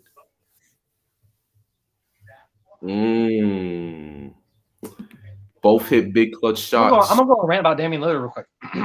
Oh, Damian Lillard, right? Okay. Tell me why Damian Lillard can sometimes be one of the most overrated players in all the NBA. Woo! Hold up. In the playoffs, there's been multiple times when he does not show up and that somebody else shows up. Guess who shows up? CJ McCollum has to take that mantle as the number one guy in the playoffs a lot of times. Let me also, why is there a thing when Steph Curry's out for only 1 year? Oh, guess who's a better point guard than Steph Curry? Damian Lillard. Oh, he can hit logo shots. Oh, my gosh. Guess who's consistently can hit deeper shots than Damian Lillard? Oh, that's right. Freaking Steph Curry can, bro. Guess who has won multiple championships? And bro, tell me why. When these two, Steph Curry and Damian Lillard face each other, guess who goes and just shrivels up in a corner and dies? Damian Lillard does. That's what happens. CJ McCollum, this guy, Damian Lillard, is one of the most. Oh my gosh, it pains me to see that CJ McCollum shows up more in the playoffs than their best player, Damian Lillard does. Are you kidding me? And people has the audacity to say that. They come up to me and said, oh, Damian Lillard is a top 10 player in the NBA. That is blasphemy, bro. This guy repeatedly does not show up in the playoffs. And when he does show up in the playoffs, yes, he has great shots. But that's only 2-3 times. And that isn't only in the first round, bro. This guy, Damian Lillard shrivels up and dies when he faces actual championship contending competition. Damian Lillard does not show up. Damian Lillard is inefficient when that happens. Tell me why. Argue with me. Give me one good reason why why I'm wrong about Damian Lillard. Tell me. I'm not laughing at your take. How serious you are about it is the funny I'm serious, bro. You sound like you're running for president. I'm going to change the world. I'm going to make America better. I'm going to do this. Oh, my God. I mean, I'm not wrong, though. If you look at the stats, if you look at the times, how many times bro, Josh should know this also, bro. I don't know if he's in here, but he streamed so many Portland games. How many times is it in the playoffs that CJ McCollum is the one that comes up before Damian Lillard? That CJ McCollum is the better player in the playoffs than Damian Lillard is. It's always Dame time. CJ time. I'm being serious. CJ time. All right, let me ask you this, man. Jaylen Brown or CJ McCollum? Who you got? Yeah. Number Man, 2. you're switching up on me, bro. I'm still hyped about that Damian Lillard debate, bro. You can't just do that on me. I feel like Jaylen Brown is a better overall player. Jaylen Brown, first off, he brings that defense. I don't think CJ McCollum does. And yes, CJ McCollum showed up in the playoffs a lot more than Morgan A. Smith. Yes, sir, it's Morgan A. Smith in the building. But Jaylen Brown, he hasn't showed up in the playoffs like CJ McCollum has. But at the same time, bro, Jaylen Brown is just. Let's not forget that that stretch in the beginning of the year when Jaylen Brown was like the number one option for the Celtics rather than Jason Tatum. You know what I mean? I think Jaylen Brown has the potential to be the number one guy on the team, right? I don't know if CJ McCollum does, right? I don't know if CJ McCollum can in the regular season. I don't really see it, right? He's not the number one guy like Damian Lillard. So I'll take Jaylen Brown, but I think it's close. Isaiah's in the building. What's up, Isaiah? What's up? Steph Curry's not in the top 5. Hey, yo. NBA, right? What's up, Isaiah? I disagree with you a little bit. Look. Oh, really? It's no question that Jaylen Brown's a better defender. But when you look at the better shooter, all-around shooter, you can take mid-range, 3-point shot, give me CJ McCollum. And You honestly made this debate easier for me when you went off on Damian Lillard, saying basically that when Damian Lillard crumbles in the playoffs, who's there? CJ McCollum is the guy who saves the day. And I see that from Jaylen Brown in the regular season more than I see that from him in the playoffs. I would rather have a guy who shows up more in the playoffs than the regular season. Look at him fixing his hair, man. Look at Corrupt fixing his hair like he's an Instagram model. But that's so mean, bro. When you look at CJ McCollum, he shows up more in the playoffs. He's the all-around better shooter. And I feel like CJ McCollum gets a little underrated because of it's game time, baby. Like all that stuff, man. And I think it's time we put some respect on CJ's name.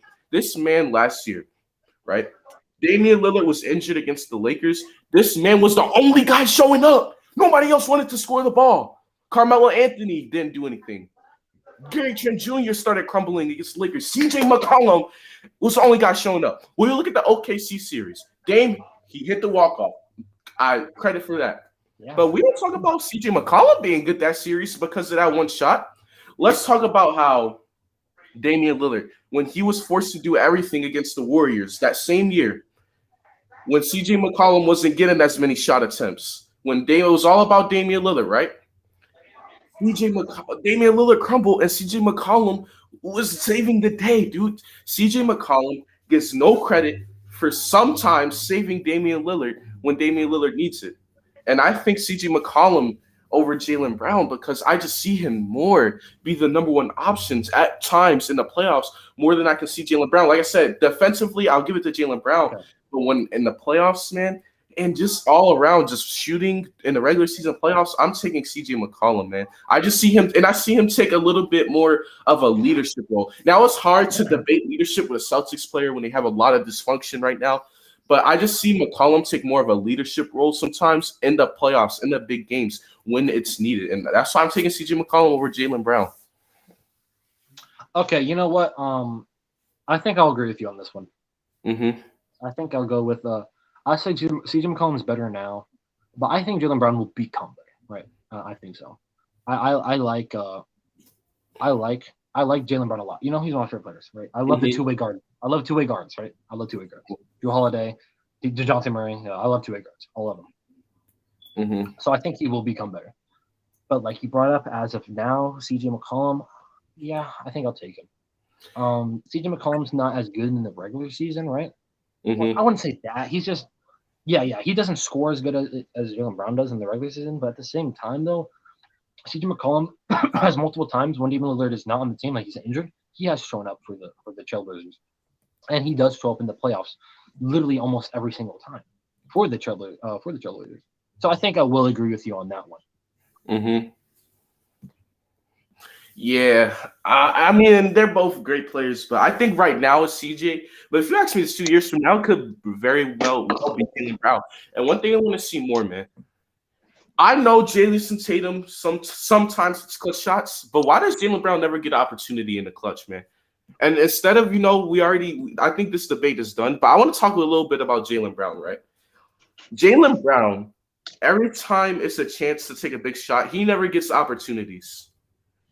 He needs to get more opportunities taking the bigger shots because the reason why I think I was easily able to win with CJ McCollum in this scenario was because the fact that we haven't really seen Jaylen Brown get those big playoff moments. It's always Jason Tatum kind of hogging the ball in the big moments of the playoffs, where CJ McCollum in the playoffs, it's like, all right, I'll take the shot. Where Jaylen Brown, it's like he's pressured to give the ball to Jason Tatum.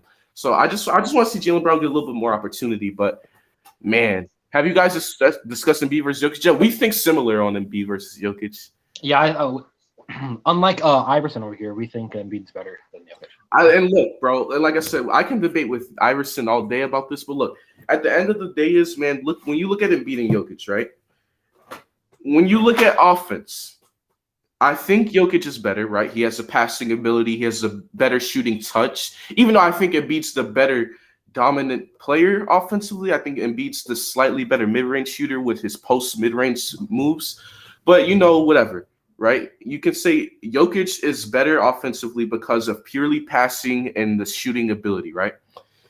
But it's still like it's still close. It's still like Like Jokic is here offensively, and Embiid is here offensively. When you look at defense, Embiid is here and Jokic is down here. You can't even see Jokic defensively. Like, and I just think, right? And I think when we talk about, and I love this, the way I like use this is like the 50% of the game is offense, 50% of the game is defense. And when you look at the gap with Embiid and Jokic, offensively is here and defensively is here. And I just think Embiid, right? Defensively and Jokic defensively, this is not a discussion. But offensively, you can have a discussion that Embiid might be a better mid-range shooter, that Embiid might be the better dunker, that Embiid might be the better post scorer. With defense, you can't argue that Jokic is the better blocker. You can't argue that Jokic is the better interior defender. You can't argue that Jokic gets more defensive rebounds because all of that, Embiid is just up here, right? And Jokic, and it's like with Jokic, you can actually argue some offensive aspects when on defense. You can't argue any offensive aspects. I just think, and Embiid's a better all-around player. And I think Jokic's playing style, right, being the point forward, even though that is kind of where the game is going, we haven't seen a true point forward win a championship yet.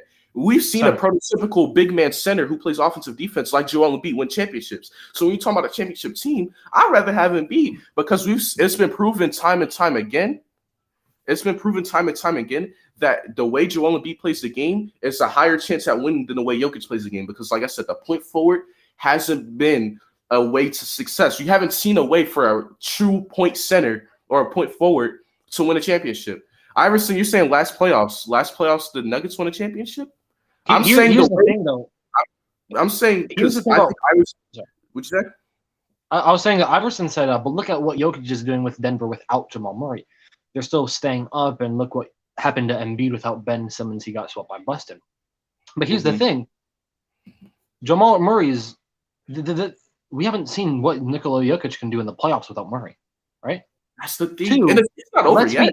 It's not even over yet, right? And two, let's be honest. Last year, the surrounding pieces for the 76ers were not good at all. Like at all. And the coach, MG, I don't want to get MG started on the coach, bro. Brett Brown. The goat, Mike Brown, right? But the Nuggets when they made the playoff, when they got to the Lakers, that was a large part due to Jamal Murray, which, yeah, you're correct, right? But let's not act like Embiid had the best team last year. Like, you know what I mean? Let's not act like Embiid had freaking Heat team, you know what I mean? Like, no. Embiid had a worse team than he did this year, right? This year, Embiid has Seth Curry and has all these guys and has Danny Green and all these guys now. Last year, didn't have Seth Curry, didn't have Danny Green, right?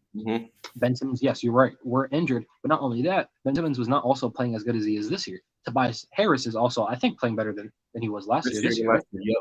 These guys, and let's be honest, Joel Embiid was MVP before he got injured. Let's be quite honest, guys.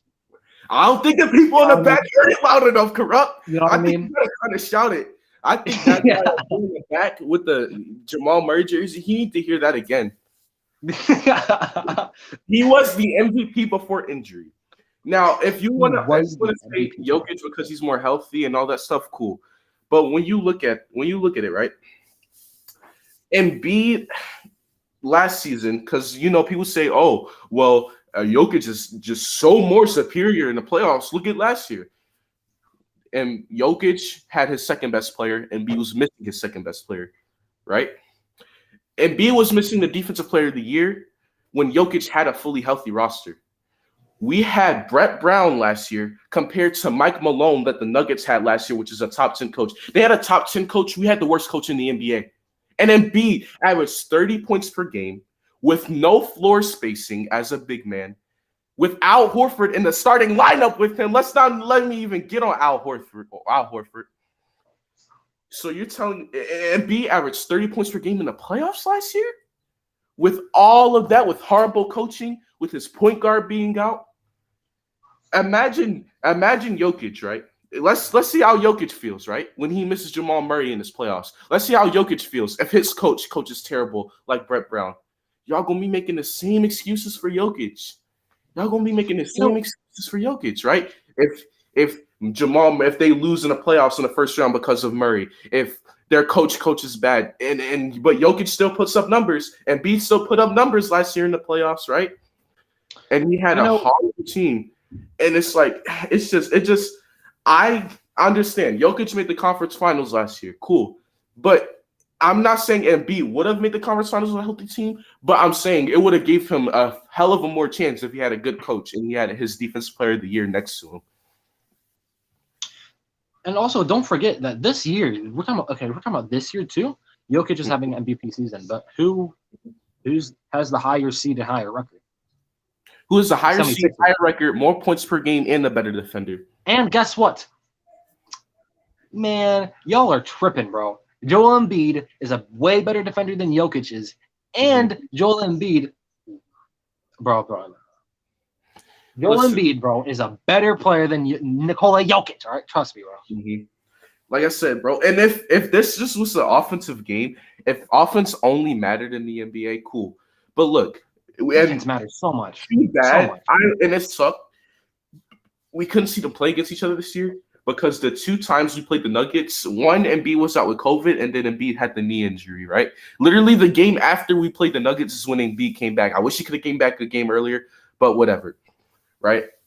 But every time these guys play against each other, Embiid always gets the upper hand. Embiid usually plays really good against Jokic, and you see Embiid's playing style is able to stop the point forward that Jokic has. One thing about Jokic, too, that I would love to say about him is that every time he goes up against a physical guy, he crumbles. He doesn't do well. When he went up against Anthony Davis last year, when Anthony Davis got physical with him, Jokic was no match. Right? When people get physical with Joel Embiid, as long as Joel Embiid's healthy, he's one of the most physical, dominant players in the NBA. You've seen it this year, right? When Embiid went up against Rudy Gobert. Rudy Gobert defended him pretty good in the first quarter. Embiid said, all right, you want to play physical? Boom. When people play physical against Jokic, he hides. He hides. He goes. He runs around the three-point line, right? And that's just what I think, man. I just think when you talk about all around defense and offense, other than shooting the ball, other than playmaking, I'm taking Embiid and everything else. Other than shooting and playmaking, I'm taking Embiid as a post scorer. I'm taking Embiid as a finisher. I might take Embiid as the water boy over Jokic. That's how confident I am. Isaiah, bro, you funny, dog. What do you say? You funny, bro. 80 bitched up joke. The Joker. We can put. I think I can put comments. Can I put? Yeah, I can put comments on here. But we need to talk about. No, we're not talking about that. No, shut up, Isaiah. I mean, Iverson. Shut up, bro. Listen, bro. Corrupts. Would you like once and for all? Would you like to settle this Donovan Mitchell Devin Booker thing right here, right now? Once and for all. Personally, I'd like to wait until after the playoffs because I think that's the biggest indicator. The biggest. Mm-hmm. So after the playoffs, Corrupt will get back on here, and this will happen. Also, guys, do not miss. Right, you can also comment a little bit more. Right, I think we'll continue to stream for a little bit longer. Right, comment. Mm-hmm. I think it gets closer to NBA draft time. We're gonna be debating about the NBA draft. Trust me, guys. Me and MG, we're going in the NBA draft, bro. Trust me. And we have some disagreements on some players, bro. We have some disagreements on some players. Also, I think Luka Garza is the best center. Wait, what? Huh? Yeah, guys, but yeah. No, oh my, get out of here.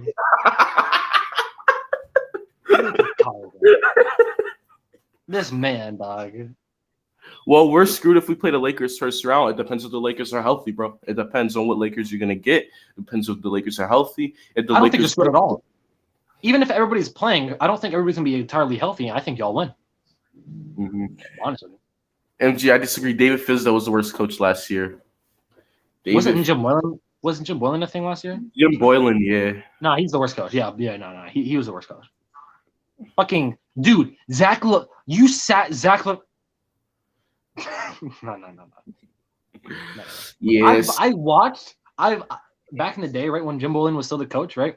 Mm-hmm. I watched a guy called Kenny, right? King of the Fourth Quarter. Me and MG both watched. Mm-hmm. And he's a Bulls fan. He talks about him all the time, right? And I was like, Kenny, that's his name, talked about how Jim Boylan made a mistake with Zach LaVine sitting him out, right? So I kept on doing it, and bro, every time I hear this man talk about basketball, putting in players and why players going to play, all that kind of stuff, right? It makes my blood boil, bro. That guy made the dumbest decisions ever, bro. Oh my god! Didn't he sit Zach LaVine for an entire half because he thought he needed the rest or something like that, right? Like that's so dumb, bro. That's so dumb. Please correct me if I'm wrong, but I'm pretty sure he sat Zach LaVine an entire like half because he didn't like. If B. Christensen was a coach, he was the worst coach I've seen. He was the worst. He's the worst coach in NBA history, bro. Oh my god. If B. Christensen was a coach, that's Isaiah said he hopes they play the Nuggets in the first round. I think that's the most favorable matchup for y'all because of the Murray injury. I don't care. I watched Nick's game last year. He told Randall to play like Curry, and he benched Mitch. Oh my god, that's trash. He benched Mitchell Robinson. Oh yeah, he did. Yo, Jim, the Knicks coach last year, David Fizdale, he told Julius Randle to play point guard. Like Julius Randle's bringing the ball up the court, facilitating the floor. My man was. I'm not sleeping on you. I'm just not sleeping on the Jazz or the Suns, bro. Yeah, and I think too, like with the Jazz and the Suns, I mean, they're the top two teams right now. And let's be real, big place wise and seed wise. Let's be real. You saying that we're sleeping on the Lakers? Honestly, bro, people been sleeping on the Jazz all year. People been hating on the Jazz, dog. This man Iverson thinks that they're the 2015 Hawks and they got bounced in the first round to the freaking Warriors. No.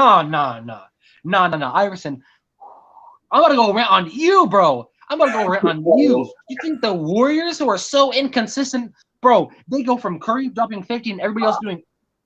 Bro, this Warriors team is god awful compared to anybody else in the playoffs, dude.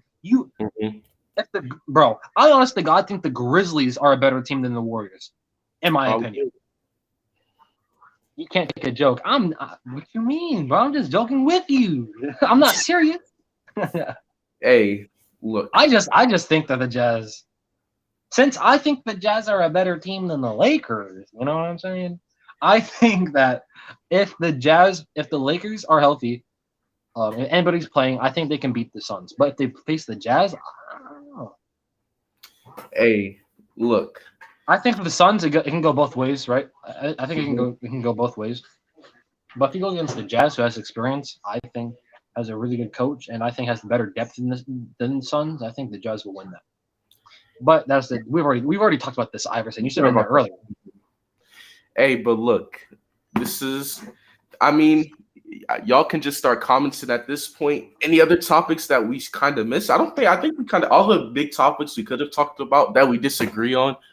I think we kind of touched that. So if y'all want to just comment, I'll probably be on here until for 20, 25 minutes. So comment. Let's be honest, the Jazz hasn't showed to be reliable in the playoffs. They do tend to choke.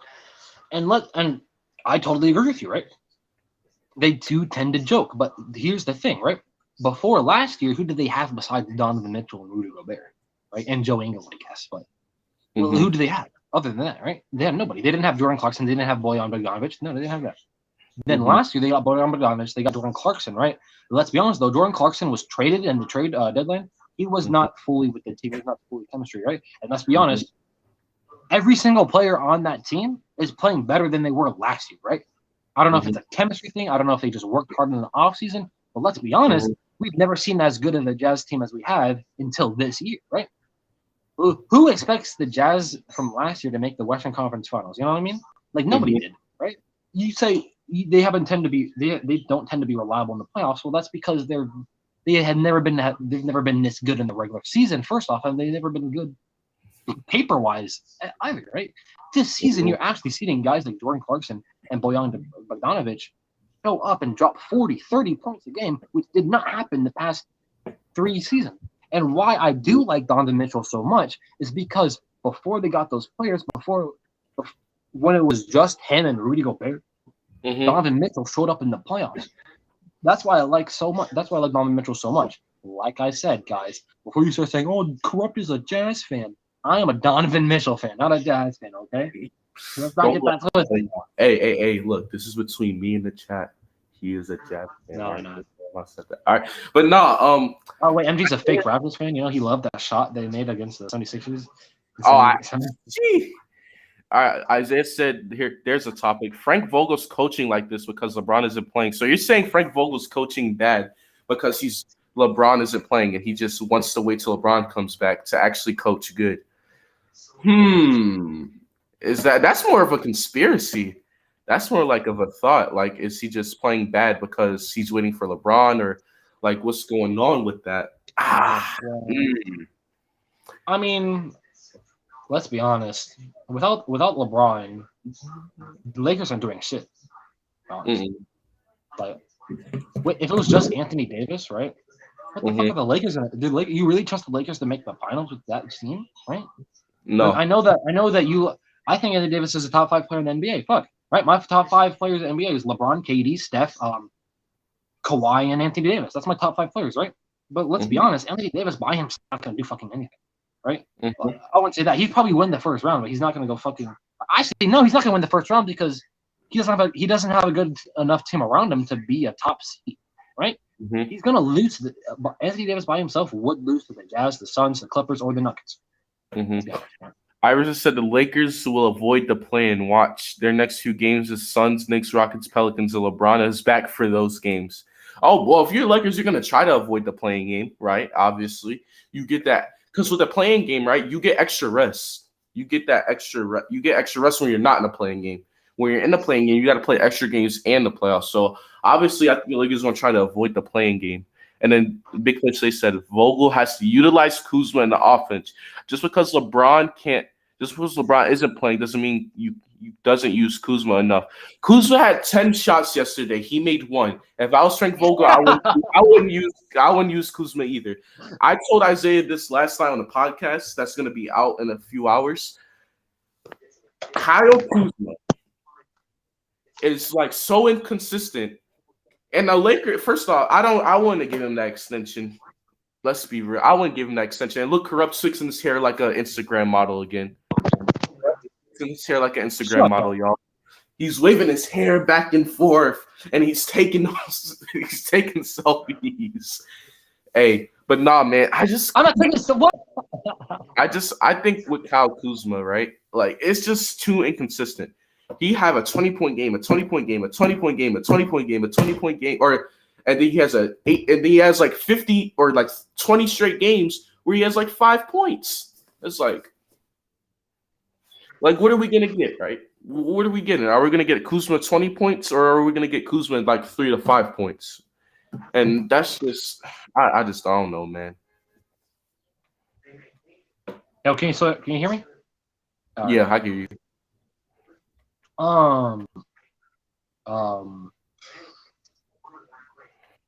Kuzma. Honestly, I forgot what my phone started like lagging. What were you talking about? My phone started like lagging. They were just talking about Kuzma, and then I remember somebody said something. Big Play say something. Oh, Vogel said Frank Vogel should use Kuzma more or something like that. Oh, yeah. LeBron's the coach. Come on, guys. LeBron's the coach. Yeah, LeBron is the coach, man. Let's be real with ourselves. Kuzma's very consistent. Remember, there was a. Oh, I know what I was talking about. Mm-hmm. Oh, shit. So, I think the Lakers can still be in the play-in. Yes, they have an easy schedule, right? Because I don't know who it was. I think it was either Iverson or Big Play today that it was Iverson, right? Mm-hmm. But let's be honest though, guys. I know it's hard, but the Trailblazers and the Mavericks just have to keep on winning, having good win record for these last 6-7 games, right? They can definitely be over the Lakers because the Mavericks and the Portland Trailblazers. Do they have the tie over? Because I know the Portland Trailblazers won last night. So do they have the tie over the Lakers? The Blazers have the tie over the Lakers, yeah. Okay. Personally, I think the Mavericks are going to run with the 5th seed. So then it's down to the Damian Lillard and the Portland Trailblazers, right? Mm-hmm. Trailblazers, looking at their schedule, I'm looking at it right now. They go against the Spurs. Honestly, that's a win. Then they go against the Rockets. That's an easy dub. And then they go against the Jazz, Suns, and Trailblazers. Right? And then the Nuggets, right? That's a hard last 3 games. Let's be honest, though. It's not like the Lakers. The Lakers are against the The Suns, I think that's a loss. I think that's another loss. Honestly, I agree. I think they're going against the Knicks. It depends on what happens. That could also be another loss. Let's not just think the Lakers are going to instantly win all of those games, right? The Lakers can easily be in the play-in tournament. So Isaiah said Le GM James, Le Coach James, Le Waterboy James, and Le Chicken Butt James. Chicken Butt James is the best. Come oh on, my man. God. Come on. If I could time out Hey. you, I would time out you right now, MG. All right. I'm the biggest Kuzma stan on the planet. Why are you a Kuzma stan, Big Play Slan? Why are you proud of that? I wouldn't be proud of that personally. Yeah, I'm the biggest Donovan Mitchell fan. Donovan Mitchell's actually good, unlike Kuzma. Right. That's like me saying, you know what? I'm thinking I'm gonna be a fan of Kobe White. I'm gonna be a Kobe White stan. Kobe White's the GOAT. Just to avoid the Lakers and give them a bigger chance to move up to 6, I would lose tomorrow to LA. Nah, because you want to be the first seed, right? Just keep on winning. If you're the first seed, you don't have to worry about the Lakers at all. So be the first seed. So you win. I'm sorry, but I can't handle this stupidity. Big play Slay. Listen, dude, you cannot defend Kyle Kuzma. Don't even try, dude. Stop. I remember him saying that he was better than Tatum his rookie season. Bro, Tatum was not even developed yet in his rookie season, bro. What do you mean? Do you really think when you saw Tatum in his rookie season, you're like, oh, he's gonna drop 60 one day? No, you never thought that. What do you mean, bro? Please. Big play Slay. Jason Tatum is so much and will always be so much better than 20 a million times better than fucking Kuzma. Please, get out of here. Big play Slay. I need you to hold this. Take this. All right. Take this. Yeah. Take that. Go home. Take this. Show your mom what you learned today. And when she asks what you learned, you're gonna say, I learned that I cannot talk about basketball anymore because I said Kyle Kuzma was and even a debate with Jason Tatum in the same sentence. Yeah, no. Big play Slay, just take this home, man. This is your trophy, right? This is the first trophy you hold. Your mom's gonna put this in a trophy case for you, all right? This is gonna go in Big Play Slay's trophy case. Hold this. Isaiah, what is that? What is that, Isaiah? What is Isaiah doing? What is that emoji or emoji? Emoji, yeah. Devin Booker is staying in Phoenix, well, fucking obviously. Yeah. Even they said, what Iverson's saying is Stephen A. Smith said the Lakers should trade Kuzma for Booker. He said, yeah, that's what Stephen A. Smith said last year. What? Yeah. Like, as in, like, the Lakers would get, I mean, the Suns would get better with Kuzma? Wait, corrupt. So Kyle Kuzma, I'm sorry. Big Play Slay said, when did I ever say Kuzma and JT in the same sentence? Now, I could put comments on the screen right here. I can put either it was him. No. I said it before. I was like Iverson. Big Play Slay or Iverson said that Kuzma. Thank you. If you go back, Iverson. I said I don't know if it was Iverson. I don't know if it was Big Play Slay, but Jason Tatum. But they said Jason Tatum that, and they said that comment. Thank you. Yeah, Iverson. That was a big L, Iverson. Like always. Yeah. I know. Okay. Calm down, Big Play Slay. I get it. My mistake. Alrighty. I'm sorry. I apologize, Big Play Slay. I will never do that again. Arturo. What about Arturo? He just hopped in the chat. Oh my God. Corrupt. Shut up, you pendejo. Face looking ass. Shut up, you. Shut up, hey. Arturo. Please. But look, corrupts. Then why don't you say that? I'm gonna put this up here so you can follow. Listen, this guy is the if you want to follow him on Twitter, if you want to see a Denzel Curry fanboy, if you want to see a Donovan Mitchell fanboy, make sure you guys just give him a follow. It's like 11 people in the fucking chat. I don't even know how many likes we have on this. I haven't looked at the like counter at all. But I don't know how many likes we have. But if you're not following Corrupt on Twitter, just do it. Just do it. Just cause, right? Just do it. And why is Corrupt frozen? Am I the only one that sees that? So MG, that wasn't from the heart, right? That's tough. And Corrupt died. So Corrupt died. Corrupt died. Okay, bye-bye Corrupt. All right. Corrupt needs to start a channel. Corrupt just died. There he is. Look at Corrupt. So let me bring him up in here. There he is. All right, he died, guys. He's alive. back. Isaiah said that you need to start a channel. I need to start a channel. I don't know. Will you ever start a channel and post on it like consistently? Consistently, bro. I don't know. I did a video on on the Ravens, the playoffs, right? And then what they should do with the off season. Mm-hmm. I don't know though. Usually, shut up. My hair is sexy, Arturo. Shut up. Hold on, I'm about to lag for 1 second because I'm about to switch apps and go look at the like counter. Okay. Wait, I can just do that on my phone. I just do it on my phone. Hold up. Plus, I don't really have the software to do that. Restream? What is this, Isaiah? I mean, wow, I called you Isaiah. I deeply apologize, MG. Restream. You can stream this from your phone actually, and you can do restream from your phone, your laptop. Same with another. There's something else similar to this called StreamYard. You can preview a stream. You can set it up the day before. It's pretty good. You can invite, like obviously what I did with you. What you do to invite people on here is you send a link to them, right? And basically they join how you joined. And then what's the crazy part about this is I can do this. Fuck you, Isaiah. Right? I can do this, right? I can do a lot of things. Like I can do that and have you just in the corner. I can do this, right? And you just be like that. I can do this and have you be under there. So it's a lot of cool things you can do with this. So I can just mess around with this all day. Okay. So it's pretty cool. Yeah. So if you want to do like a live stream, and then honestly for videos, I just record from my camera. Honestly, you don't need that's what I do. Yeah, you don't need a software to record for videos, but for like live streams, you can just do whatever. You can invite people, like I said, and like you can have up to 6 people on here for free, and then I can have you up on a side like that. So if I wanted to have, bro. To show that you're bigger than me, I'm a peasant compared to you, Your Highness. Hey, but if I wanted to have let's say I wanted to have, I'll put you back up here. If I want to have you let's say if I want to have Josh and Sean on, right? But they're both at their respective houses. I can have 3 people on, and it'll show like Josh and Sean and like all 3 of the streams. So it's pretty cool. And like I said, I can do it in many different ways. Real quick, MG. I gotta show Arturo something real quick. Oh my God! Real hair, Arturo. Look, it's not a mop. It does not come off. Look, Arturo. Look at this man. Look at this. This man is an Instagram model. The way he fixes his hair.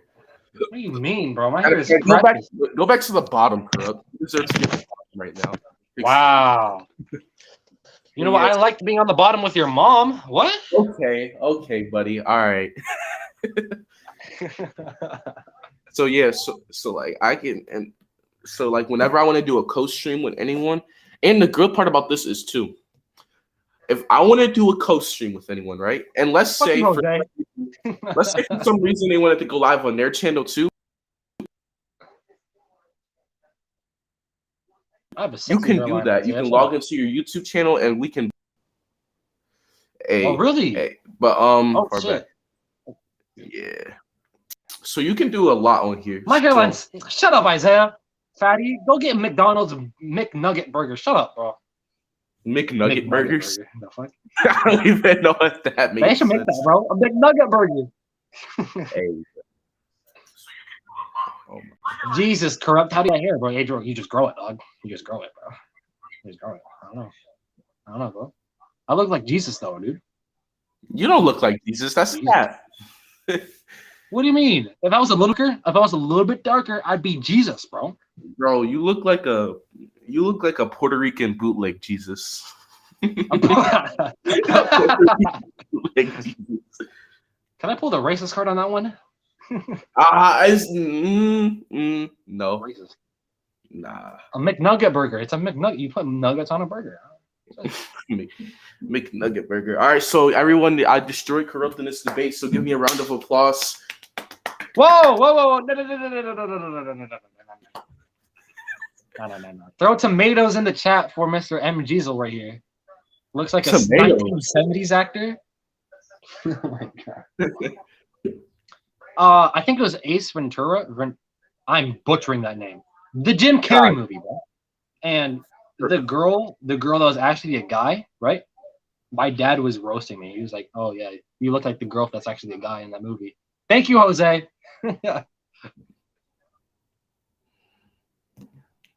You thought I was a Cardinals fan, bro? We all know that the Raven is the superior bird in all of NFL, bro. Come on, you know that. How did Ruckles a Cardinals fan? His profile picture on everything is Marlon Humphrey. What? It's wild. It's literally Marlon Humphrey. What? Fuck you, John. Oh, Arturo. That was Arturo. My bad. Fuck you, Arturo. Looks like a lesbian from the 1960s. Bruh. I need to cut my hair off. I look like a bitch. Please, I get more bitches than you do. Did you stream MG? Did you? No. Okay, I thought you got frozen. I'm lagging. Hold up. I switched Those are that. bums, just like Donovan Mitchell. That's why you lost in the first round of the playoffs with the Steelers, Iverson. 22. All right, I'm gonna post this up, and I just need to copy this link real quick. Boom, boom. Because I look like a Cardinals fan? What?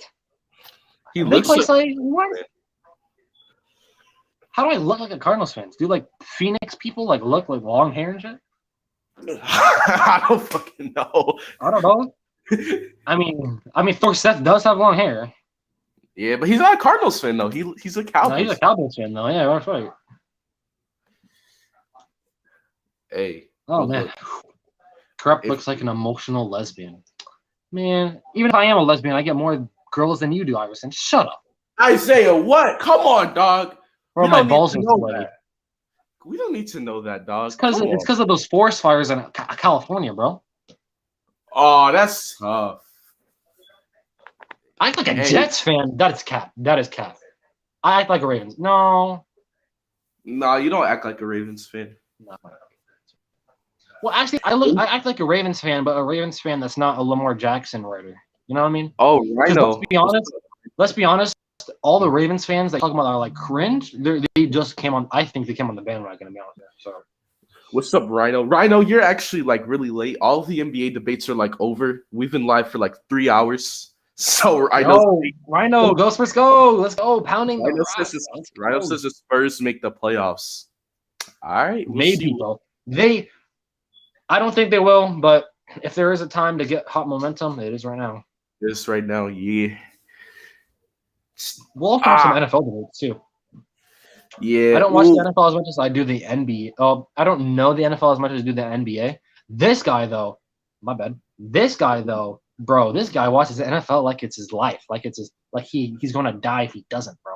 I don't know if I can beat him at a debate. But 2013, Sunday, Monday, and Thursdays are catered to football. Since 2013, for 8 years of my life.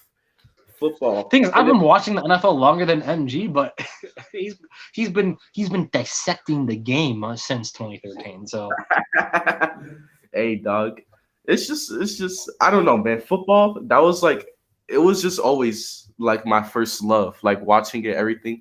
But basketball, I feel like basketball is just like it's just basketball, right? Like everyone loves basketball, whether they love playing it or watching it, right? So it's just like. And like other sports like baseball, I mean, I'm cool with baseball, hockey, and stuff. But like, I don't know. I feel like I have some sort of love for every sport, kind of in a way, because I do have a favorite player in almost every sport, except for like lacrosse. Well, lacrosse is the best sport ever, dude. What do you mean, bro? I don't even know one player in lacrosse professionally. I cannot name you the greatest lacrosse player of all time if I wanted to. Dang, bro, my hair is all over the place right now. Look at him. He's an IG model. Look at him fixing his hair. Shut up, bro. Like, come on, Corrupt. This man this hair gets the women, bro. You won't believe how much. Please. You got longer hair than the last girl you dated, bro. Wow. The funny part is that is true. That is actually true. I miss Carson Wentz so much. What's my favorite player in soccer? Leo Messi, dog. Rhino, it's Isaiah's soccer mom. That's my favorite player. Hey. Could be looking like Kelly Olynyk. No, he don't look nothing like Kelly I Olynyk. prefer the Steven Adams comparison. Yeah, he looks nothing like Kelly Olynyk. I do look like Steven Adams. What the fuck? You look like a bootleg Jesus. I do look like a bootleg Jesus. A bootleg Puerto Rican Jesus. A Puerto Rican and Native American Jesus. Yes, sir. Carson wants to come back to Philly. He's gone, dude. Bro, he's gone, bro. Y'all focus on Jalen Hurts or Sam Howell next year. Sam Howell. I also do that correct. I sleep, eat, breathe football. Used to debate people about football since my mini stroke. I can't handle debates. I legit stuttered I think, and I wouldn't be able to. And y'all wouldn't be able to understand me. Yeah, Iverson, Mike Nixon, that sucks, dude. But yeah. Hey man, you can still debate football and basketball with us through text like this. Okay, so I'm looking at my shoe, right? Long story short, my sister got this nail polish on the floor. I didn't know what got on my shoe, but I just turned around, just looked at it for a second. It's nail polish on my shoe. Let me grab this. Oh, you ever had that feeling where you get like new shoes and you're looking clean? You're like, oh yeah, I'm that guy, bro. I'm that guy. And then you step on dog food. Come on, dog. These are some clean Nikes, dog. Come on. Some better ones. We showing shoe collections. All right, I got the white horses. Hey, bro. Hey, bro. Are we really showing? The funny part is I don't really wear a lot of shoes though. And then I got these like regular Adidas too. I got LeBrons. Let me get that. Okay. And then I got some Embiids somewhere around here. These aren't the best, but I got the LeBron's 13s. Okay, is this shoe collection time? Next time, Kirk got to put his hair in a bun. Maybe. Yeah, I was putting my hair too much. Maybe I'll put it in a bun. What? Would you ever braid your hair? Braid? Yeah. Nah. Why? I mean, unless it's a pretty girl, it's like, I'll braid your hair. I'm like, yeah, sure. You fucking do it, the fucking simp. You simp. Whoa. But Whoa, Rhino, calm down, bro. Calm down, man. Calm down, Rhino. Whoa, hold on, bro. But yo, Josh, on stream, you should show your shoe collection, bro. I got better shoe game than you do. Probably not. Ooh. Probably not. But I appreciate everyone that probably show some Jordan 1s. Like, I can't compute that. Yo, you'll be honest with you. I thought it was gonna be like one person here the whole stream because like the first 2 minutes of the stream it was just no one, and then that's when Slay, Mike Nixon, and Iverson just came out of nowhere. Yeah. And now we have 12 people that just kind of been here the whole entire time. Literally, that number 12 hasn't changed that much. But it's gone up, it's gone down. I like it though. Thank you everybody for listening to me destroying MG today. That's been a pleasure, bro. I got you to agree with me on 2 different topics today. Yeah. Hey, thank you, especially to Iverson, Mike Nixon, Big Play Slay, Valix, Josh, for all y'all been there from basically the beginning of the stream till on. Y'all 5, 6 guys are in here like most of the time. Isaiah, and of course everybody else, but y'all were the most consistent. Thank you guys for that. Yes, sir. Wow, Big Play Slay. That's tough, Big Play Slay. And I gave 2 subscribers today, so that's cool, I guess. 222, 222. Does 2 mean anything? 222. Is it like a 666 thing that has to do with 222? Is it like for every number? Does that mean anything? No, it doesn't mean anything. I see you, Jose. I see you, Jose. Is it Jose? Jose. Yeah. Who's the biggest simp, y'all? Oh, it's definitely you, Iverson. Jose. Thank you, Big Play Slay. I deserve my respect after my amazing debates today. Nah, man, it's all right. We all take L's, right? But it's all right because it's not about how you lose; it's about how you bounce back. I know, damn simp. Hey. Corrupt. Also, Shake Milton. This doesn't look like he's gonna hit a game winner. He played horrible yesterday, and his playoff minutes are gonna get shorter and shorter if he keeps playing bad like this. By the way, I have to record a Sixers video. Oh, by the way, you guys probably don't even know this because I don't know how many of y'all watch this series, but my Sixers Talk with MG series is back. Episode 6 got posted like 2 days ago, and the next episode is posted tomorrow. Basically, what it is, it's like a maybe like a 5 to 10 minute video, depending on the topic, just talking about the Sixers lately. Last episode was playoff expectations. This episode is probably going to be whatever I think of tonight. We have a game against the Pistons tonight. I swear, if we make it close against the Pistons like it was against the Spurs, yeah, if you don't see me tomorrow, you know why. MG, you make quality content, bro. I have no idea why you only have 225, bro. You have way more. Hey, the slow grind. The slow grind. Yeah, I don't know if anybody would want to. What's up, EJ? You're a little bit late, but what's up? Yeah, EJ, you're hella late, bro. We've been live for 3 hours. All the debates are like over, so if you want to, you can like go back and you can go watch them. But basically, EJ, we debated the Suns and Jazz today. We talked about the East and the Bucks and the Sixers and Nets, all that stuff. Lonzo Ball and DeJounte Murray. I think that was one of my fun debates. But the best debate of the day, we had today was Zion and Luka.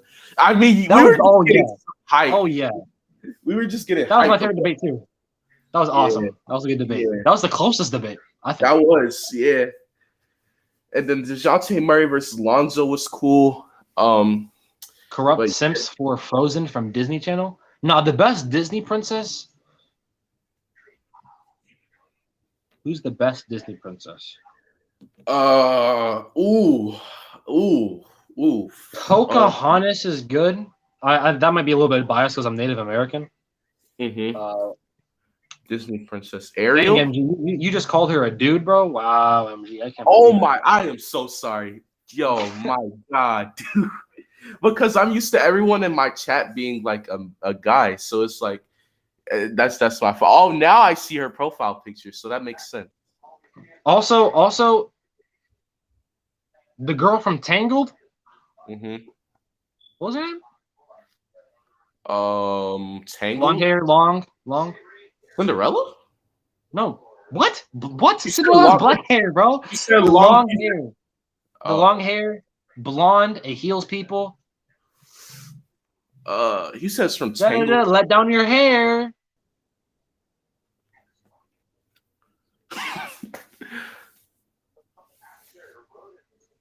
Who was that? I don't know. She's a goat, bro. She's a goat. I like MG and Hunter Doyle from Inside. Hey, Rapunzel. Rapunzel. Oh my God, how we forget her name, dog? But Rapunzel's goat, bro. Rapunzel's goated. She's my favorite princess. Big Play Slate. Hey, bro, I be trying to do collabs with Philly YouTubers. I remember I tried to get a collab with Philly Mike in the middle of the Eagles season, but we'll try again. See, I know a lot of more Eagles YouTubers than predominantly Sixers, but like I know Sixers YouTubers, so it wouldn't be that hard to get another Sixers fan on here. But yeah, so yeah, depending on what happens in the playoffs after the first Sixers series, I might have to. I want to get a Sixers fan on here. Here's the thing: I've had a few collabs on here. Like I've had Rocha, I've had you on here, B Christensen, right? I've never had a fan of my team ever on here, dog. I've had like literally people who was fans of other teams. Hold on. Jose, that's foul, bro. That's foul. I'm looking for you, dude.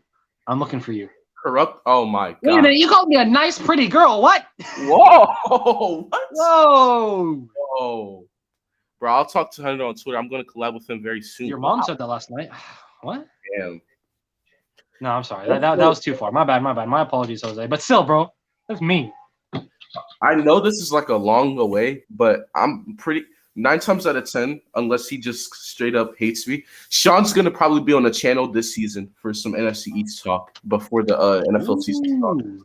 I just get him on, talk about the NFC East and stuff like that. So, and then I want to see what I can do for the playoffs, man. I think I might have some Sixers guys on for the playoffs. So, to talk about the first round of the play. What I'm planning on doing is after the first round is over, I'm gonna bring a guy on. And basically we're gonna talk about the first round, how we felt at the end of the first round, and how do we feel going into the second round, pretty much. Because I'm pretty sure we're gonna win in the first round of the playoffs, but that's the plan as far as collaborations. You talk to me almost every day, MG. Deal with me. You're not a Sixers fan, Big Play Slay. You're a Lakers fan. I don't want no Fakers fan on here during the NBA season. But yeah, it's 14 people in here. That's actually surprising. We've been streaming for 3 hours and 14 minutes. Yeah. Yep. Man, Jose, you're so mean, bro. I'm a sexy man. I don't even talk about. Hey man, Jose, what do you have a crush on Corrupt or something? That's what it seems like to me. Whoa, I'm flattered, bro. I don't roll that way, dude. Sorry. Only MG's mom is for me. What? Huh? Nah. So yeah, nice streaming with y'all. Good day. No, but anything else you would like to say before we end this, Mr. Morgan? I will be back. We will have more of these. This is not the last time. You will see me beat MG in the debate. Come back. We might do this weekly. We might do this very weekly, bro. Actually, Corrupt gave me the idea for this. Yes, sir. I did. And Thank you. Next time, Thank I want to Josh. Thank you, Big Play Slay. What's up? Sorry. Next time, too, Corrupt, I want to have you, and I think I want to have Josh and Sean. I want to have, because we can have, like I said, we have multiple people on here. So I want to have, next time we do this, maybe after the NBA playoffs, I have, maybe you, Josh, we can talk, because I know Josh is really into the NBA draft. I want to do something. Yes. We can do a live mock draft together with Josh if he's down for it. But yeah. See y'all, Valix. See y'all, Big Play Slay. But yeah, so Josh want to get on for a mock draft for NBA, man. I know Josh. He did a mock draft last year. Josh did a lot of scouting for NBA last year because he had like a lot of notes written down. So see if he can get on. And someone asks Canelo or Sanders. I'm going Canelo Alvarez, bro. But see y'all later. Oh, Josh said that he'd be down. Yeah, bro. So wasn't Josh last year said the one that said Payton Pritchard from the Celtics would be good? Yeah, I think so, right? So Josh really knows his stuff. If y'all don't know. I think having Josh on this year for the live mock draft would be great. And then like I said, we got some NBA stuff with some Sixers guys potentially coming up in the next month. So we got some big things with this channel. And then, like I said, the NFL season, I'm going to hit up my guy Sean so we can talk about how the Eagles are going to sweep the Cowboys and some other NFC East stuff. So it's going to be fun having some guys on here. And you missed that. The next debate stream, right? The next debate stream, we need to have more guys on. I think it was cool with two of us, but I think Isaiah, man, he was saying some stuff that I'm still thinking about today, man. Isaiah might need to be on the next one. No. You are right. We should get Isaiah next time. Next time will be me and you and Isaiah instantly. Yeah. We should do that. Yep. We should do that. Next Saturday? When's happening next Saturday? That's like Josh can scout NBA. Damn, I didn't know. I've scouted a couple of NBA players, but yeah, bro, Josh went off last year.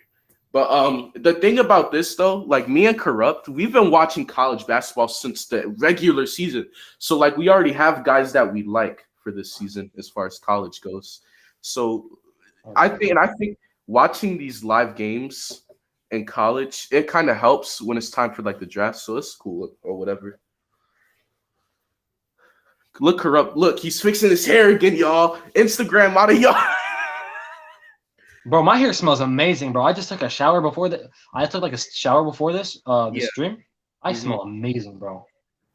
All right, well, make sure you guys follow Corrupt on Twitter. It's literally like right there, whatever. I don't know if I'm pointing at it. I think I'm pointing at it. Yep. Yep. This is how I go in Corrupt's mom like this. What? Huh? But yeah. Get out of here, bro. Oh my god. Corrupt looking like the Undertaker. That's tough. Hey, bro. I actually kept that as a compliment. But yeah, make sure y'all follow Corrupt on Twitter, subscribe to the channel, hit the like button, do all that stuff. And also make sure you tell your friends to subscribe to the channel if they like sports. Because if your friends subscribe to the channel, they get a free cookie. Free cookie. All on me, dog. Free cookies, bro. Like your mom's cookie or? No, bro. No, like chocolate, like Oreos, dog. Free cookies, man. Yeah, that's what I'm saying. Your mom's cookies, right? No, bro. I'm talking.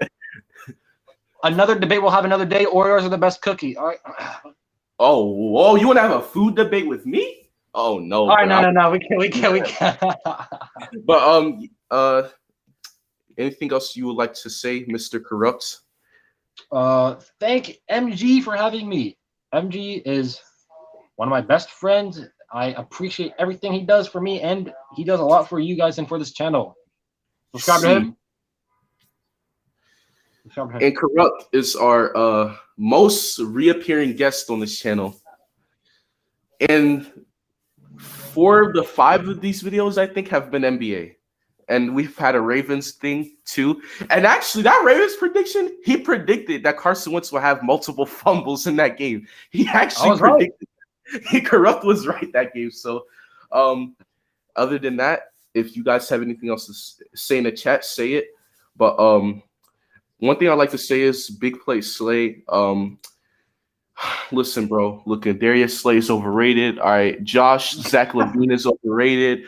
Karam, SGA is overrated. EJ, I don't know your sports team. AJ, who is also in the chat. Zion's overrated, even though I just spent hours debating him. Valix, you're a Cowboys fan. I think that's self-explanatory. Mike Nixon, the Giants suck. Rhino, actually, I don't hate any of your teams. Rhino, you're cool. Isaiah, I don't know if you're still in here. If you are, Fred Warner sucks. Isaiah, your Niners lost to the Ravens in the Super Bowl. You're trash. What? Iverson, Devin Booker sucks. Even though I just said, how Devin Booker was just how I just defended him in a Suns debate earlier. And all of your favorite players are overrated, except for Big Play Slay's Eagles. Big Play Slay, I'm sorry, I forgot. You're an Eagles fan. Big Play Slay, LeBron James is overrated. He's not even the GOAT. Kobe's way better. Wait, no, he's still a Laker fan, so he would agree that Kobe's better. God damn it. But you guys get it. Everyone's overrated. Everyone's underrated. And yeah. Other than that, hey, Mike Nixon, don't say, whoa, the Giants suck, bro. The Giants suck. Don't even. I was joking about everyone else, Mike Nixon, but the one person I wasn't joking about was you, because I'm serious. The Giants suck, dude. And the Knicks. I like the Knicks. All-Pro Fred. I don't like your Eagles. Go Cowboys. Oh, you're a Cowboys fan, Karam. Oh, that's an issue, dog. But other than that, we have Corrupt's. Make sure you guys follow Corrupt's Instagram, because he's an Instagram model. 3 times already, MG. Corrupt likes playing with his hair on Instagram, so he's the basically second coming of Trevor Lawrence when it comes to the hair. Alrighty. He's basically Trevor Lawrence, and until next time. Wait.